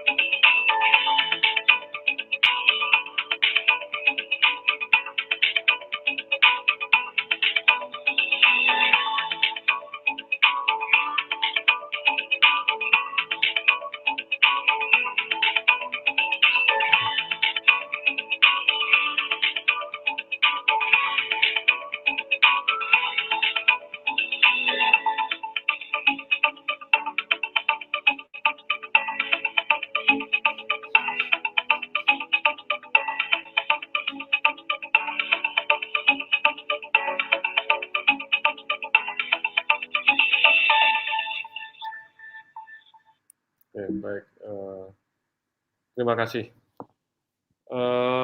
Itu dari saya. Semoga bermanfaat. Terima kasih. Assalamualaikum warahmatullahi wabarakatuh. Waktu saya kembalikan ke Bu Kadek dan rekan. Iya, terima kasih sekali nih Bapak. Materinya luar biasa sekali hari ini. Nah, sepertinya ini sudah ada pemirsa Igi Bali TV yang mau bertanya, Bapak. Ya, mari. Iya, kita langsung diskusi ya, Bapak. Ada pertanyaan dari Igusti Putu Semadi Putra. Pertanyaannya, bagaimana mengintegrasikan materi ini dalam pembelajaran bagi guru-guru yang kurang paham IT? Nah, seperti itu Bapak pertanyaannya. Silakan Bapak ditanggapi. Materi yang saya ini Bu ya? Iya. Atau materi yang pemateri sebelumnya? Oh, kalau khusus materi saya kira bisa disampaikan dengan cara yang lebih ini. Sebentar, ini bagi guru-guru ya. Seperti materi yang saya sampaikan sebenarnya saya sudah usahakan agar segeneral mungkin. Jadi sebenarnya fokusnya adalah lebih ke wawasan disampaikan dengan general mungkin dan dengan visual dengan dengan gambar-gambar, tidak penuh dengan tulisan seperti yang saya sampaikan tadi. Sebenarnya saya sudah ingin berusaha saya sampaikan dengan lebih secara general mungkin dan lebih menarik ya dengan ikon-ikon, dengan gambar-gambar, tidak banyak tulisan seperti itu dan dengan ada kalau perlu dengan video gitu ya. Tujuannya adalah bukan untuk akhirnya guru menguasai, tetapi paling tidak guru dapat menambah bisa tambah wawasan dalam hal, "Oh seperti ini ya." Jadi di balik apa yang ada, fenomena yang ada selama ini, yaitu di dalam karena ini sebenarnya akrab dengan kehidupan kita sehari-hari. Itu pada saat kita membuka e-commerce, pada saat kita membuka sosial media, itu kan sebenarnya berseliweran aja. Tapi itu sebenarnya apa sih? Gitu. Itu sebenarnya apa sih? Dan itu gimana sih cara bekerja walaupun secara general aja. Jadi goal-nya tidak harus sampai menguasai, tetapi paling tidak adalah untuk menambah wawasan, itu saja. Dan penyampaiannya adalah dengan video, dengan tambahan video, dengan dengan visual, tampilan-tampilan visual seperti gambar-gambar itu saya kira lebih efektif ya. Semoga, semoga. Ya, Gitu. ya. Baik Bapak, terima kasih atas tanggapannya. Ya, demikian Bapak Igusti Putu Semadi Putra, tanggapan dari Bapak narasumber kita. Baik, apakah ada pertanyaan lagi? Sebentar ya, ini ada pertanyaan lagi Bapak dari Bapak Wayan Somade. Ya. Mana yang lebih canggih, pemikiran manusia apa aplikasi AI? Sementara yang membuat AI menjadi canggih adalah manusia. Nah, apakah AI bisa digunakan untuk mendeteksi IQ siswa? Ya, seperti itu Ya. Bapak. Ya, Ya. silakan Bapak ditanggapi. Yang pertama adalah tentang apakah mana yang lebih canggih pemikiran manusia apa aplikasi AI sementara yang buat AI. Jadi artinya mana yang lebih canggih antara mesin dan manusia mungkin itu ya. Ya, Kalau saya ya yang namanya menciptakan itu kan mestinya dia lebih pintar Pak ya. Dan sebenarnya kelebihan dari mesin atau dalam hal ini adalah komputer atau sistem itu adalah mampu melakukan komputasi dengan lebih cepat. Sebenarnya apa yang dilakukan sistem AI itu adalah sebenarnya yang bisa dilakukan oleh manusia. Seperti mengenali wajah, itu sebenarnya bisa dilakukan manusia. Itu contoh sederhananya ya. Manusia bisa melakukan. Orang makanya berpikir, bagaimana kalau itu bisa dilakukan oleh komputer? Kalau komputer bisa melakukan seperti apa yang bisa lakukan manusia, berarti wah bagus nih. Cuman itu sebenarnya kan menirukan dari kemampuan manusia. Apa yang bisa manusia lakukan itu komputer bisa lakukan. Cuman kelebihan dari komputer itu adalah dia dapat melakukan itu dengan cepat dan dia nggak ada capek. Nah, cuman secara keseluruhan yang sampai saat ini belum bisa ditiru oleh sistem AI itu adalah tentang emosional. Jadi sampai saat ini belum saya kurang tahu perkembangan yang sampai karena hari demi hari, jam demi jam itu berkembang terus ya, yang sampai ada sistem yang bisa tertawa segala macam. Kalau sistem bisa belajar, kita robot Sofia itu yang punyanya Kerajaan Arab Saudi itu kan dia bisa belajar ya, dia bisa diajak wawancara itu dan menjawab dengan baik gitu, berdasarkan dari pengetahuan-pengetahuan yang dia dapatkan dari internet. Itu bisa. Kalau kemampuan belajar itu mungkin bisa, tetapi kemampuan dalam hal emosional, perasaan itu belum bisa. Sampai saat ini itu belum bisa dan itu merupakan kelebihan dari manusia. Dan apakah kadang nanti dikhawatirkan itu apakah suatu saat nanti AI itu dapat melebihi manusia, itu yang kadang ditakutkan. Nah, ini memang masih pertanyaan sampai sekarang. Sebenarnya tujuan kita menciptakan AI itu adalah untuk membantu kehidupan kita ya. Membantu kehidupan sehari-hari manusia agar dapat lebih efektif, efisien. Tapi kalaupun nanti ada pergeseran sampai suatu saat seperti film-film nanti AI yang akan menguasai manusia, saya kurang tahu kalau itu.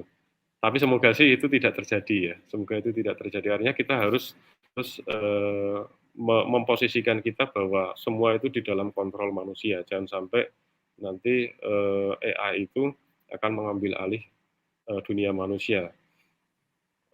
Mungkin itu yang untuk yang pertama. Nah, kemudian apakah AI bisa digunakan untuk mendeteksi IQ siswa? Sebenarnya AI itu kan diciptakan, apa yang bisa manusia kerjakan itu dapat dikerjakan komputer pada dasarnya gitu ya. Itu program AI yang ada selama ini. Nah, mendeteksi IQ siswa itu sebenarnya juga belum bisa dideteksi oleh manusia juga sebenarnya. Jadi, AI pun juga belum bisa mendeteksi karena manusia pun juga artinya gini, AI itu diciptakan itu seperti halnya manusia berpikir itu gimana sih? Pada saat manusia mengenali wajah seseorang, cara pengenalannya seperti apa? Bagaimana itu kalau dilakukan oleh komputer?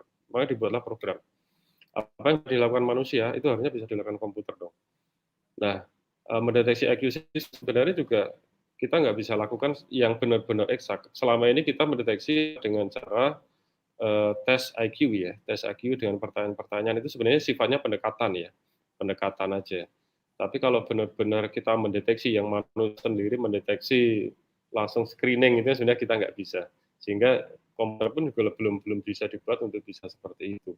Kalaupun bisa ya seperti yang saya lakukan tadi, melalui tes IQ seperti biasa saya lakukan itu. Tapi itu sebenarnya juga pendekatan aja sih sebenarnya. Kalau orang lagi melakukan tes IQ tapi keadaannya tidak sehat, itu kan lagi nggak fit, itu kan juga hasilnya juga jelek juga, nggak merepresentasikan juga kan. Jadi mungkin memang tes IQ ya harus, ya itu pendekatan ya, tapi paling tidak itu yang dapat kita jadikan pedoman saat ini untuk mendeteksi ya istilahnya itu mengetahui IQ dari siswa itu lewat tes-tes biasa itu aja. Mungkin itu ya. Intinya itu Iya. bahwa AI itu diciptakan selama ini memang apa yang bisa dilakukan manusia itu dilakukan oleh AI. Kalau manusia nggak bisa melakukan ya memang belum dibuat AI untuk itu gitu. Gitu mungkin. Ya, ya. Baik Bapak, terima kasih atas tanggapannya. Nah, demikian Bapak Wayan Sumade, tanggapan dari Bapak narasumber kita. Semoga pertanyaannya sudah terjawab. Ya, baik Bapak, kita jeda sebentar. Ya, untuk pemirsa Igi Bali TV, untuk link presensi sudah ada di running text dengan tokennya WIB 929720 untuk melakukan presensi. Baik pemirsa Igi Bali TV, jangan kemana-mana, tetap di channel Igi Bali TV, kanal pendidikan Semeton Bali, media kreativitas insan cendekia. Maka belajar itu harus ingat ruang guru. And cut. Okay, it's a wrap ya. Hai semuanya, aku Naura dan aku Ruang Guru Squad.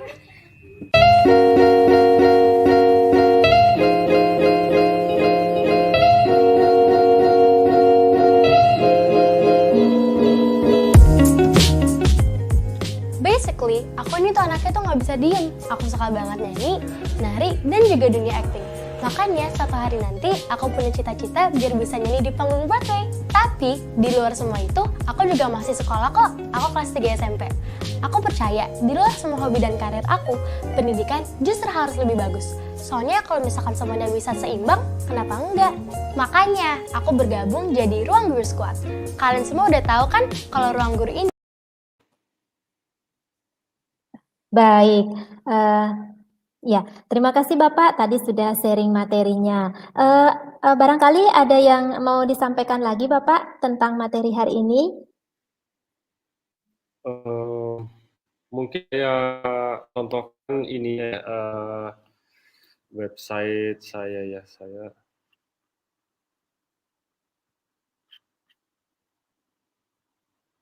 tampilkan yang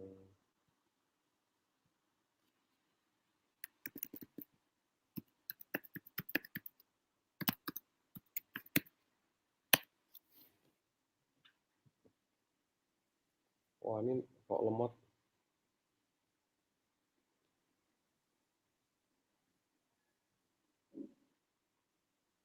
Lemot. Saya mau menampilkan itu yang piknilah.com saya, cuman internetnya kok jadi lemot. Muter-muter. Bentar. Ya.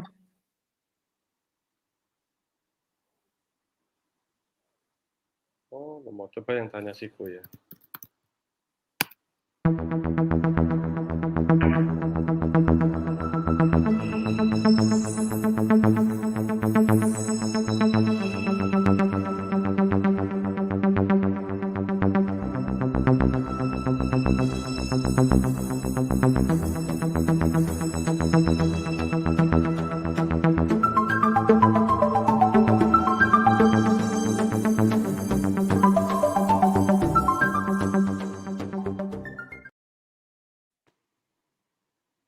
Ya, oke, Baik. sudah ya. Ya, ini si Kokom yang aplikasi saya itu, ya ini yang piknilah.com ya, yang untuk perencanaan wisata, ini contoh saja yang ini ya. Misal asal aja ya, ngomong asal aja. Jadi ini adalah si Kokom ini, semoga servernya tidak sedang down. Oh enggak.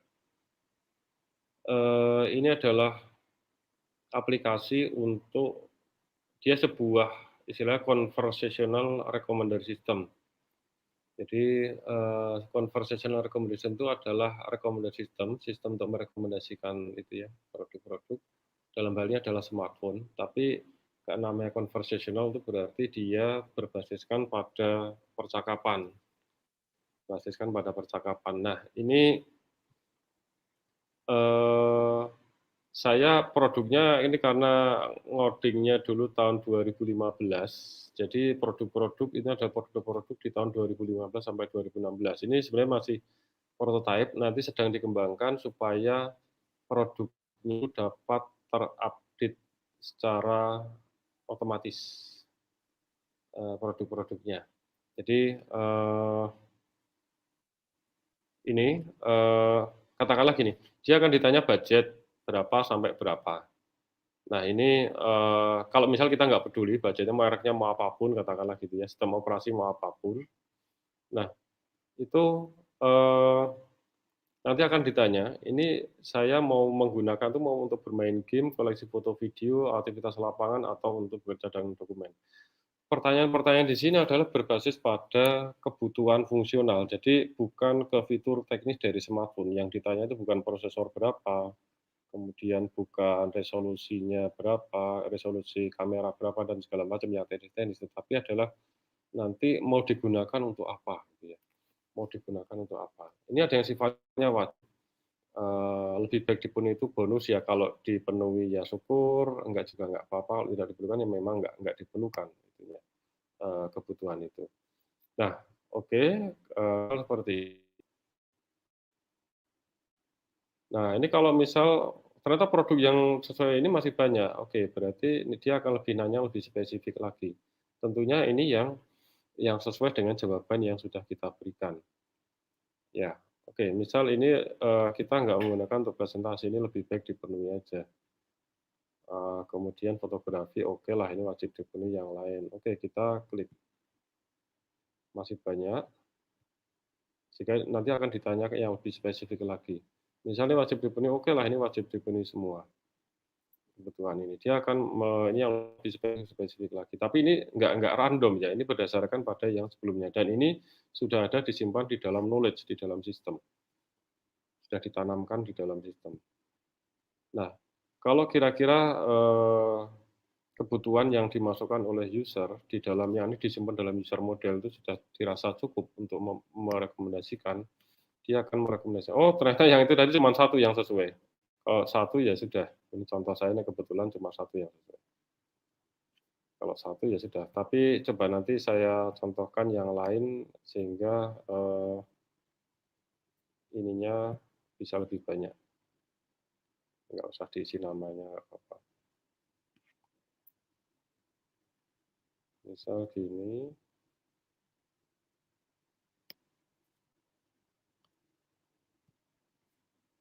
Nah, ini produknya lebih banyak nih, contoh. Nah, ini direkomendasikan banyak. Nah, misal gini, dari yang banyak ini ada fasilitas penjelasan di sini. Kenapa ini direkomendasikan? Dia ini harganya sudah di-ranking berdasarkan dari yang murah, lebih murah ke yang mahal gitu ya. Ke semakin mahal tentu semakin mahal. Dan tingkat utility-nya ini, nah ini kebetulan utility maksimal 1 ya, tergantung apa yang dimasukkan. Jadi ini yang pertama di ini paling murah ya, paling murah. Semakin ke halaman yang berbeda semakin mahal. Nah, misal saya ini detail itu kalau kita pengen ini fitur teknisnya ya, tapi kalau orang kan kadang-kadang awam dengan fitur teknis ya. Jadi ini kita hanya berkutat pada kebutuhan fungsional saja. Karena ini untuk keperluan navigasi, Kemudian untuk sosial media juga bisa, untuk fotografi dan segala macam. Nah, yang lain-lain nanti bisa beda ya. Kalau ini kan seperti ini nggak mendukung fotografi yang selfie, tapi ini mendukung yang selfie ini. Nah, seperti itu ya. Misal gini, saya ragu antara 2 produk atau 3 produk lah katakanlah, 3 produk yang ada di sini. Saya ragu-ragu. Ini, saya bisa klik. Nah, sistem nanti akan membandingkan. Membandingkan itu adalah membandingkan kebutuhan fungsional yang didukung oleh handphone ini, tapi nggak ada di yang lain. Nah, nanti juga ada yang didukung oleh di sini, tetapi tidak didukung oleh 2 yang lain. Nah, tapi kebetulan di sini, itu apa yang didukung di sini dan di sini, itu semua ada di sini. Jadi ini kelihatan superior.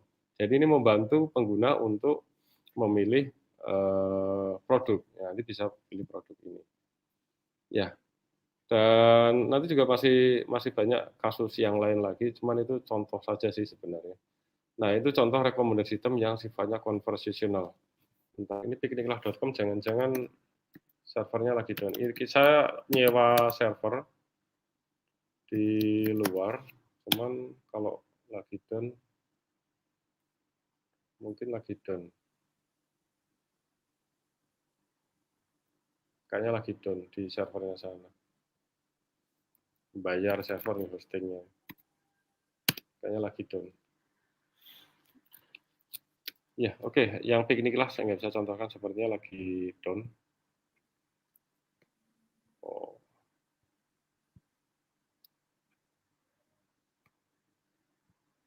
Ya, mungkin itu tambahan sedikit dari produk saya yang sudah saya susun. Sebenarnya ada lagi, cuman belum sempat saya hosting, sehingga kalau diketik www belum bisa.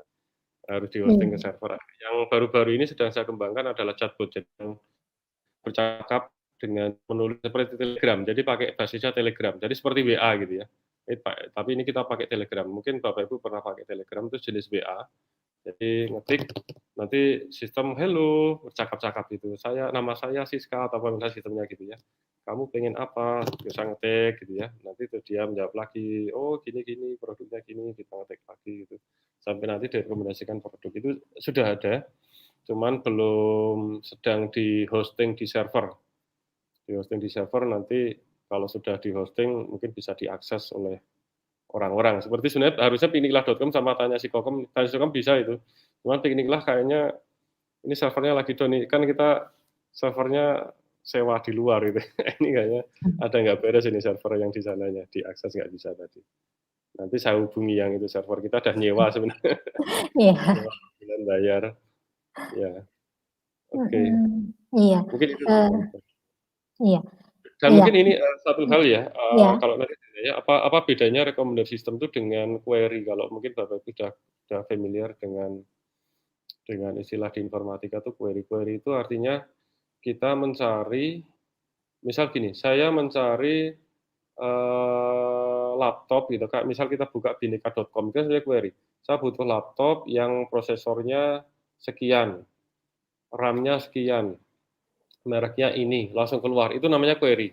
Itu bukan recommender system, karena tidak intelijen. Itu hanya mencari data saja. Tapi kalau recommendation itu sifatnya intelijen, jadi tidak exact match, sifatnya tidak exactly match, tetapi itu sifatnya adalah similarity, mirip-mirip gitu. Jadi kalau misal kita cari, gampangnya kita cari yang RAM-nya 4, kemudian layarnya 14 in dan gini-gini. Tapi mungkin aja yang intelijen itu tidak direkomendasikan persis dengan itu, tetapi dekat-dekat dengan itu dan ada kemungkinan itu nanti disukai oleh user. Gitu. Itu intelijen. Itu sebenarnya cara seperti cara berpikir manusia ya, bahwa kadang-kadang itu kita nggak ngasih barang itu sesuai dengan permintaan yang persis dengan pengguna, tapi kita bisa memberikan saran yang mendekati. Karena kemungkinan yang mendekati itu justru yang disukai oleh pengguna. Nah, gitu. Itu baru rekomendasi sistem karena sifatnya intelijen. Oke, mungkin itu tambahan. Iya. Ya, baik Bapak, terima kasih sekali untuk sharing materinya hari ini. Tentunya sangat menambah wawasan bagi pemirsa IGI Bali TV tentang sistem rekomendasi AI yang sangat bermanfaat di era digital ini, seperti itu. Nah, baik Bapak dan pemirsa IGI Bali TV, karena sesi materi sudah habis, maka saya persilahkan Bapak untuk menyampaikan closing statement-nya. Silakan Bapak. Ya, oke. Terima kasih Bu Kadek. Jadi terima kasih atas kesempatan yang telah diberikan untuk sharing kali ini, khususnya di bidang AI ya. Semoga dengan bertambahnya wawasan Bapak Ibu di bidang AI, karena memang AI itu salah satu bidang yang cukup apa ya,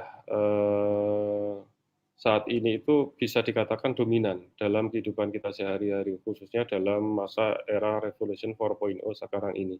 Dan nanti di semua lini itu sebenarnya AI ini akan mempunyai kontribusi gitu ya, akan ada di situ. Semua hal itu akan ada AI-nya nanti di situ. Nah, ini tentunya akan sangat membantu jika Bapak Ibu itu punya wawasan tentang dunia AI itu seperti apa, walaupun mungkin secara general, sehingga nantinya wawasan-wawasan yang bersifat general ini dapat disampaikan juga ke siswa-siswa, karena nantinya mungkin saja siswa-siswa mungkin sekarang masih SD, SMP, SMA itu suatu saat itu kan nanti juga akan bergelut di situ juga.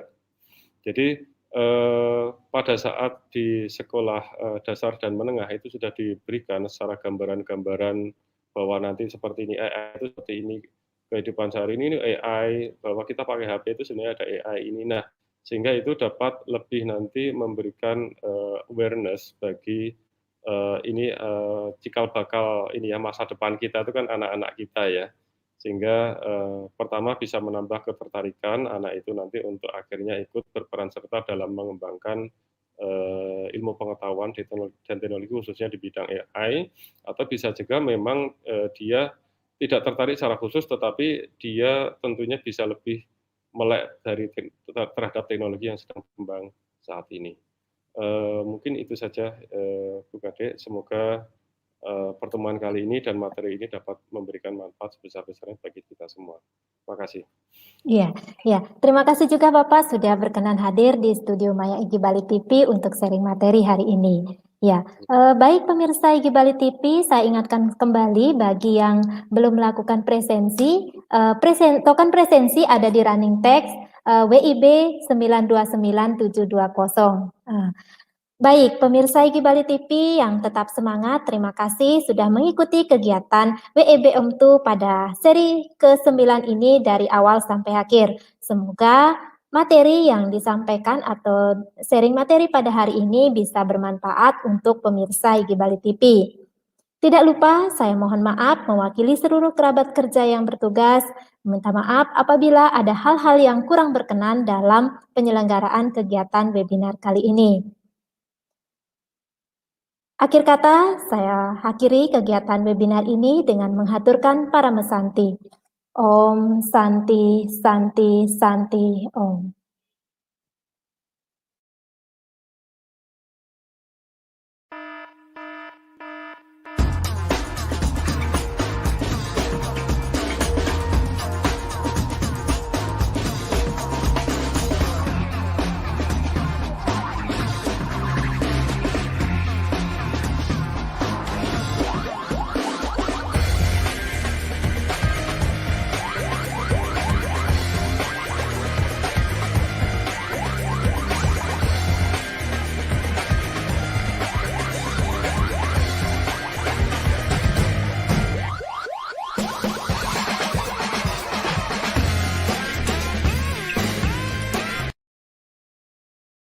Om Swastiastu, perkenalkan nama saya Nuwayandarti. Saya adalah Kepala SD Negeri 3 Peguyangan dan Pasar Bali. Sebelum saya melanjutkan testimoni, izinkan saya mengucapkan salam literasi. Bapak Ibu yang saya hormati, saya bangga sekali di tangan saya sudah ada Jurnal Penelitian dan Literasi Pendidikan dari yang bernama Japri Edukasi dari IGI Provinsi Bali. Di sini terdapat berbagai karya guru yang sudah masuk koleksi dari Japri Edukasi. Dan karya saya masuk menjadi volume pertama karena saya adalah merupakan pemenang dari pemakaran terbaik yang dilakukan oleh IGI Provinsi Bali. Terima kasih IGI Provinsi Bali, maju terus pantang mundur. Saya tutup dengan Param Santi. Om Santi Santi Santi Om.